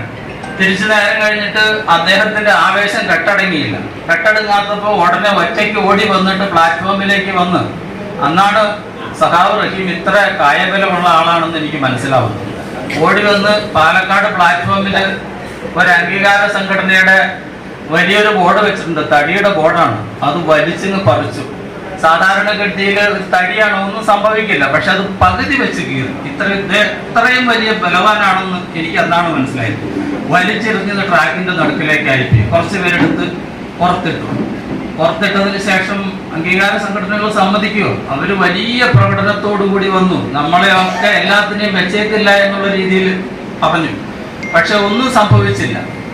നിങ്ങൾക്കറിയാം, ഈ അടുത്തിടയ്ക്ക് സനത് സഗർ എന്ന് പറഞ്ഞ ഹൈദരാബാദില് ഒരു ലോക്കോ പൈലറ്റും അദ്ദേഹത്തിന്റെ കൂടെ മറ്റൊരു ലോക്കോ പൈലറ്റും കൂടെ ഒരു അംഗീകാര സംഘടനയുടെ അവിടുത്തെ ബ്രാഞ്ച് സെക്രട്ടറി സനത് സഗർ ബ്രാഞ്ച് സെക്രട്ടറിയുമായിട്ട് ചെറിയ ആൾട്ടർക്കേഷൻ തർക്കങ്ങളുണ്ടായി. തൊഴിലാളികളുടെ ഈ നിവേദനം സംബന്ധിച്ച് തൊഴിലാളികളുടെ ആവലാതികളെ സംബന്ധിച്ചാണ് തർക്കമുണ്ടായത്. ആ തർക്കമുണ്ടായതിന്റെ പേരിൽ അവർക്ക് രണ്ടുപേർക്കും അനീഷ് കുമാറും നീരജ് കുമാറുമാണ് രണ്ടുപേർക്കും ട്രാൻസ്ഫർ പോകേണ്ടി വന്നു. രണ്ടുപേരെ ഈ അംഗീകാര സംഘടനയുടെ ഈ സ്വാധീനത്തിന്റെ ഫലമായിട്ട് ഇവർക്ക് ട്രാൻസ്ഫർ പോകേണ്ടി വന്നു. അതാണ് നമ്മുടെ സൗത്ത് സോണിൽ ഒഴിച്ച് മറ്റ് ചില ഇടങ്ങളിലെ അവസ്ഥ. എവിടെയാണെങ്കിലും ഒരു ട്രേഡ് യൂണിയൻ ഒരു ലെവൽ പ്ലേയിങ് ഫീൽഡ് വേണം. ജനാധിപത്യപരമായിട്ട് പ്രവർത്തിക്കണമെങ്കിൽ നമുക്കും മാന്യമായിട്ട് പ്രവർത്തിക്കാൻ പറ്റണം, മറ്റുള്ളവർക്കും മാന്യമായിട്ട് പ്രവർത്തിക്കാൻ പറ്റണം. അങ്ങനെ ഒരു ലെവൽ പ്ലേയിങ് ഫീൽഡ് ഉണ്ടാക്കുന്നതിന് തീർച്ചയായിട്ടും നമ്മളുടെ സംഘടനയ്ക്ക് വലിയൊരു പങ്കുണ്ട്, നമ്മുടെ നേതാക്കന്മാർക്ക് വലിയൊരു പങ്കുണ്ട്. അങ്ങനെ ഒരു ലെവൽ പ്ലേയിങ് ഫീൽഡ് ഉണ്ടാക്കാനും നമ്മളുടെ പ്രൊമിനൻസ് എപ്പോഴും ഉയർത്തിപ്പിടിക്കാനും ഒക്കെ ആയിട്ട് സഖാവ് റഹീമിന്റെ ഒരു സാന്നിധ്യം തീർച്ചയായിട്ടും അദ്ദേഹത്തിന് ഉണ്ടായിട്ടുണ്ട്. അദ്ദേഹത്തിന്റെ ശബ്ദത്തിനൊരു പ്രത്യേകതയുണ്ട്. അത് അദ്ദേഹം തന്നെ തിരിച്ചറിഞ്ഞിട്ടില്ല എന്നാണ് എനിക്ക് തോന്നുന്നത്. ആ ശബ്ദം വളരെ ആകർഷകമാണ്. മൈക്കിൽ വളരെ ഗഹനമായിട്ടുള്ള പ്രശ്നങ്ങൾ സംസാരിക്കാൻ സഹാബിന് റഹീമിന് അറിഞ്ഞുകൂടാ. പക്ഷെ ഏതൊരു നിസ്സാര പ്രശ്നമാണെങ്കിലും തീർച്ചയായിട്ടും അദ്ദേഹത്തിന്റെ ശബ്ദത്തിന്റെ ഗാംഭീര്യം കൊണ്ടും ആ വിഷയത്തെ സാധാരണ ജനങ്ങൾക്ക് മനസ്സിലാകുന്ന രീതിയിൽ വളരെ കാര്യക്ഷമമായിട്ട് അവതരിപ്പിക്കാനുമായിട്ടുള്ള അദ്ദേഹത്തിന് ഒരു ശക്തിയുണ്ട്. ആ ശക്തി നിങ്ങൾ എറണാകുളത്തുള്ളവർ മനസ്സിലാക്കണം. അത് ഇനി ഭാവിയിൽ ഉപയോഗപ്പെടുത്താനായിട്ട് കഴിയണം. എത്ര പ്രശ്നങ്ങളായാണ് അത്തരത്തിൽ നമ്മൾ നേരിട്ടിട്ടുള്ളത്. തീർച്ചയായിട്ടും ഇത്തരത്തിൽ പ്രശ്നങ്ങൾ നേരിടാനും ALRC ശക്തിയുള്ള ഒരു സംഘടനയായിട്ട് നിലനിർത്താനും ഒക്കെ ആയിട്ട് സഖാവ് റഹീമിനും സഖാവ് മുഹമ്മദ് കുഞ്ഞിനുമൊക്കെ സാധിച്ചിട്ടുണ്ട്. ഇനിയും അത് സാധിക്കണം. തീർച്ചയായിട്ടും റിട്ടയർ ആയിട്ടുണ്ടെങ്കിലും നമ്മളെല്ലാവരും വളരെ സുരക്ഷിതമായിട്ടുള്ള ഒരു തുരുത്തിലാണെന്ന് എല്ലാവർക്കും ഒരു വിദ്യാധാരണയുണ്ട്. ഈ അടുത്തിടെയായിട്ട് 2026 റെയിൽവേ സർവീസ് പെൻഷൻ റൂള് പുറത്തിറക്കിയിട്ടുണ്ട്. പെൻഷൻ സംബന്ധിച്ച് ഒരു വെൽഫെയർ സ്റ്റേറ്റിന്റെ, ഒരു ക്ഷേമരാഷ്ട്രത്തിന്റെ ഒരു സങ്കല്പമാണ്, ക്ഷേമരാഷ്ട്ര സങ്കല്പം. അതെല്ലാവർക്കും ഓട്ടോമാറ്റിക്കായിട്ട് കിട്ടുന്നതാണ്. അതിപ്പോ അങ്ങ് മാറ്റിയേക്കുകയാണ്. പെൻഷൻ ഒരു ലയബിലിറ്റി ആയിട്ടാണ് ചർച്ച ചെയ്യുന്നത്. ഗവൺമെന്റുകളെല്ലാം ലയബിലിറ്റി ആയിട്ടാണ് ചർച്ച ചെയ്യുന്നത്. ഒരു ലയബിലിറ്റി വന്നിട്ടുണ്ടെങ്കിൽ നമ്മൾ തീർച്ചയായിട്ടും ആ ലയബിലിറ്റിനെ മാനേജ് ചെയ്യണം. ആ ലയബിലിറ്റിനെ മാനേജ് ചെയ്യണമെങ്കിൽ ചെലവ് ചുരുക്കണം, ചെലവ് വെട്ടിച്ചുരുക്കണം, ചെലവില്ലാതെയാക്കണം. അങ്ങനെയുള്ള ഒരു ശ്രമത്തിനാണ് പുതിയ റെയിൽവേ സർവീസ് പെൻഷൻ റൂളും അതേപോലെ തന്നെ പുതിയ 2025 മാർച്ച് മാസം പ്രസിദ്ധീകരിച്ച പെൻഷൻ വാലിഡേഷൻ ബില്ലും ഒക്കെ തന്നെ. ഇതിനെതിരെ ശക്തമായിട്ടുള്ള പ്രക്ഷോഭങ്ങൾ ഉയർന്നു വരണം. അങ്ങിങ്ങായിട്ടുള്ള ചില സർവീസ് സംഘടനകൾ രാജ്യവ്യാപകമായിട്ടൊക്കെ സമരം ചെയ്തിട്ടുണ്ടോ എന്നുള്ളത് ശരി തന്നെയാണ്. പക്ഷെ ലോക്കൽ റണ്ണിംഗ് സ്റ്റാഫിൽ നിന്നും റിട്ടയർ ആയിട്ടുള്ള ആളുകൾക്ക് വേണ്ടത്ര ഒരു സമരവീര്യം ഇതുവരേക്കും വന്നിട്ടില്ല എന്നുള്ളതാണ് ഈ ഗുരുതരമായിട്ടുള്ള പ്രശ്നം സംബന്ധിച്ച് ഇതുവരേക്കും ഒരു സമരോത്സകരായിട്ട് ആരും വന്നിട്ടില്ല എന്നുള്ളൊരു വസ്തുത തന്നെ. അതുകൊണ്ട് തീർച്ചയായിട്ടും ഇത്തരത്തില് പെൻഷൻ ഒരു അവകാശമല്ല, അതൊരു ലയബിലിറ്റി ആണെന്നുള്ള ഗവൺമെന്റിന്റെ വാദങ്ങൾ അതിശക്തമായിട്ട് നിലനിൽക്കുന്ന കാലഘട്ടത്തിൽ സഖാവ് റഹീമിനെ പോലെയും അതുപോലെ തന്നെ സഖാവ് മുഹമ്മദ് കുഞ്ഞിനെ പോലുള്ള ആളുകളുടെ സേവനം തീർച്ചയായിട്ടും നമ്മുടെ സംഘടനയ്ക്ക് ആവശ്യമായിട്ട് ഉണ്ട്. അതുകൊണ്ട് തന്നെ ഈ പറഞ്ഞിട്ടുള്ള സമരോത്സകമായിട്ടുള്ള ഒരു ജീവിതം അവർക്ക് ആശംസിച്ചുകൊണ്ട് നിർത്തുന്നുണ്ട്. രാജഗോപാലായിട്ട് സംസാരിക്കും.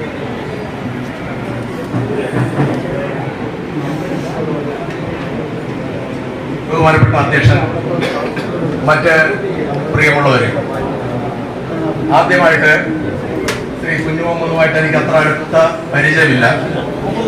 മുഹമ്മദ് കുഞ്ഞുമായിട്ട് അത് വളരെ KM കുഞ്ഞുമോഹൻ ആ ഒരു ഓർമ്മ വെച്ചുകൊണ്ടാണ് നിൽക്കുന്നത്. അപ്പൊ അദ്ദേഹമായിട്ട് എനിക്ക് അത്ര അടുത്ത പരിചയമില്ല. അതുകൊണ്ട് അദ്ദേഹത്തിന് ആദ്യം തന്നെ അദ്ദേഹത്തിനും അദ്ദേഹത്തിന്റെ കുടുംബാംഗങ്ങൾക്കും എല്ലാവിധ റിട്ടയർമെന്റ് ആശംസകളും നേരുന്നു. എന്നാൽ റഹീമുമായിട്ടാണെങ്കിൽ എനിക്ക് ഏതാണ്ട് ഒരു പുരുഷായുസിന്റെ ബന്ധമുണ്ട്.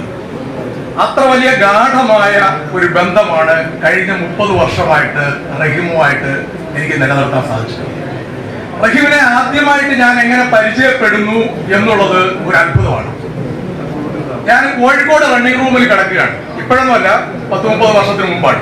അന്ന് ഇതുപോലത്തെ റണ്ണിംഗ് റൂമല്ല, പഴയ റണ്ണിംഗ് റൂമാണ്, എരുമച്ചാപ്ര പോലുള്ള റണ്ണിംഗ് റൂമാണ്. ആ റണ്ണിംഗ് റൂമില് ഞാൻ ഒരു നൈറ്റ് ഡ്യൂട്ടിയും കഴിഞ്ഞിട്ട് രാവിലെ 10 മണിക്ക് കിടന്നുറങ്ങുമ്പോൾ ഏതാണ്ട് ഗുഹാമുഖത്ത് നിന്നും വരുന്ന ഒരു ഗർജനം പോലെ, ഗുഹയ്ക്കുള്ളിലെ സിംഹം ഗർജിക്കുമ്പോ എങ്ങനെയാണ് ഗുഹാമുഖത്ത് നിന്നും ആ ശബ്ദം പ്രതിധ്വനിക്കുന്നത്, അതുപോലത്തെ ഒരു ശബ്ദം കേട്ടിട്ട് ഞാൻ ഞെട്ടി എണീറ്റു ഞാൻ അടുക്കളയിലേക്ക് ചെല്ലും. അപ്പൊ എവിടെയാണ് ഈ ശബ്ദത്തിന്റെ ഉറവിടം എന്ന് അന്വേഷിച്ച് ഞാൻ ഇങ്ങനെ റണ്ണിംഗ് റൂമിൽ നിന്ന് പുറത്തിറങ്ങുമ്പോൾ അടുക്കളയിൽ നിന്നാണ് ഇതിന്റെ ഉറവിടം. റണ്ണിംഗ് റൂമിലെ കിച്ചണിൽ നിന്നാണ് ഇതിന്റെ ഉറവിടം വരുന്നത്. അപ്പൊ ഞാൻ അവിടെ ചെന്ന് നോക്കുമ്പോൾ ഒരാൾ വെളിച്ചപ്പാടിനെ പോലെ ഒന്ന് തുള്ളുകയാണ്. റഹീമിനെ എനിക്കറിയില്ല, വെളിച്ചപ്പാടിനെ പോലെ ഒന്ന് തുള്ളുകയാണ്. അതിന് കാരണം എന്താണെന്ന് വെച്ചാൽ കഴിഞ്ഞ 4 ദിവസമായിട്ട് റണ്ണിംഗ് റൂമിൽ ഭക്ഷണം ഉണ്ടാക്കിയിട്ടില്ല. അപ്പൊ അന്ന് ഇതുപോലെ കോൺട്രാക്ടർ ഒന്നുമില്ല. നടന്ന് 4 കിലോമീറ്റർ നടന്നു പോയിട്ട് വേണം ഭക്ഷണം കഴിക്കാനായിട്ട്. അപ്പൊ അത് എല്ലാ ആൾക്കാരും ഈ വെയിലത്ത് നടന്നു പോയി ഭക്ഷണം കഴിച്ചുകൊണ്ടിരുന്നപ്പോൾ എനിക്ക് കഴിക്കാൻ പറ്റില്ല, ഇവിടെ നിങ്ങൾ ഭക്ഷണം ഉണ്ടാക്കിയേ പറ്റുള്ളൂ. CWS അവിടെ എത്തി. പക്ഷെ CWSന്റെ മുമ്പിലൊന്നും റഹീമിന്റെ ഈ പ്രതിഷേധം വില പോയില്ല. റഹീമിന്റെ പ്രതിഷേധ CWSനൊന്നും തടയാൻ പറ്റില്ല. അത്ര ശക്തമായ രീതിയിലുള്ള പ്രതിഷേധം നടത്തി അന്ന് ഉച്ചയ്ക്ക് ഒരു ALRSയുടെ നേതാവിന് അനുയോജ്യമായ രീതിയിൽ ആ റണ്ണിംഗ് റൂമിൽ ഭക്ഷണം പാകം ചെയ്യിക്കാനായിട്ട് ശ്രീ റഹീമിനെ കൊണ്ട് സാധിച്ചു. അതിനുശേഷം പിന്നെ ഞാൻ ഈ ശബ്ദം കേൾക്കുന്നത് കുറെ അധികം വർഷങ്ങൾക്ക് ശേഷം. ഞാൻ നിരന്തരം കേൾക്കുന്നുണ്ടെങ്കിൽ ഈ മുഖാമുഖത്ത് നിന്ന് വരുന്ന ശബ്ദം, ഇപ്പം ഇവിടെ അശോകൻ പറഞ്ഞു ഈ ശബ്ദം ആരും തിരിച്ചറിഞ്ഞിട്ടില്ലെന്ന്. പക്ഷെ റഹീമിന്റെ ശബ്ദം ഏറ്റവും ആദ്യം തിരിച്ചറിഞ്ഞ വ്യക്തി ഞാനാണ്. കാരണം ഞങ്ങൾ നടത്തിയ 4 നാടകങ്ങളുടെയും റഹീമിന്റെ ശബ്ദം അത്ര ഗംഭീരമായതുകൊണ്ട് 4 നാടകങ്ങളുടെ ഇൻട്രൊഡക്ടറി അനൗൺസ്മെന്റ്, ആദ്യം തുടങ്ങുന്ന അനൗൺസ്മെന്റ് നടത്തി റെക്കോർഡ് ചെയ്തിട്ടുള്ള റഹീമിന്റെ ശബ്ദത്തിലാണ് ഇൻട്രൊഡക്ടറി അനൗൺസ്മെന്റ്. അപ്പോൾ ഞാനവിടെ ഒരു 6:30 മണി 7 മണി സമയത്ത് റൂം ബുക്കിങ്ങിനകത്ത് ഇരിക്കുകയാണ്. പെട്ടെന്ന് തന്നെ പ്ലാറ്റ്ഫോമിൽ അതിഭയങ്കരമായ രീതിയിൽ ഒരു അട്ടഹാസം കേൾക്കുന്നു. ഞാൻ ചാടി പുറത്തിറങ്ങി നോക്കുമ്പോൾ മണിച്ചിത്രത്താഴിലെ നാഗവല്ലിൽ നിന്ന് ഉറഞ്ഞു തുള്ളുന്നത് പോലെ റഹീം പ്ലാറ്റ്ഫോമിൽ നിന്നുകൊണ്ട് ഉറഞ്ഞു തുള്ളുകയാണ്. അപ്പൊ എന്താണ് കാര്യം എന്ന് വെച്ച് കഴിഞ്ഞാൽ, ഉറഞ്ഞു തുള്ളുക മാത്രമല്ല, അദ്ദേഹം അവിടെ വെച്ചിരിക്കുന്ന 4 SRMUകാരുടെ 3 പോസ്റ്ററുകൾ നമ്മുടെ MM മണി പറയുന്ന പോലെ 1, 2, 3 എന്ന് പറഞ്ഞുകൊണ്ട് ഓരോന്ന് പറിച്ച് തറയിൽ അടിക്കുകയാണ്. ഇതിന്റെ കാര്യം എന്താണെന്ന് വെച്ച് കഴിഞ്ഞാൽ, റഫറണ്ടം കഴിഞ്ഞ സമയമാണ്. റഫറണ്ടം കഴിഞ്ഞ് അന്നത്തെ ദിവസം അനൗൺസ് ചെയ്യുമ്പോൾ SRMU മാത്രമാണ് ഏകകക്ഷിയായിട്ട് വിജയിച്ചത്. DREയും ALRSയും ചേർന്ന് അലയൻസ് അന്ന് തോറ്റുപോയി. അപ്പൊ വിജയം ഭയങ്കരമായിട്ട് തലയ്ക്ക് പിടിച്ച SRMUക്കാര് അതിലൂടെ ഒരു പ്രകടനം നടത്തിക്കൊണ്ട് വരുമ്പോൾ ALRSയുടെ ഒരു പോസ്റ്റർ അവിടെ വെച്ചിരുന്നു. അപ്പൊ DREക്കാരൻ സ്ട്രോങ് ആയിട്ട് നിന്നത് ALRS ആയതുകൊണ്ട് ഈ പോസ്റ്റർ ഒരാൾ വലിച്ചു കീറി. ഈ വലിച്ചു കീറിയ സംഭവം അറിഞ്ഞുകൊണ്ട് ഓടി വന്ന റഹീമിന്റെ അതിശക്തമായിട്ടുള്ള പ്രതിഷേധമാണ് അവിടെ കണ്ടത്.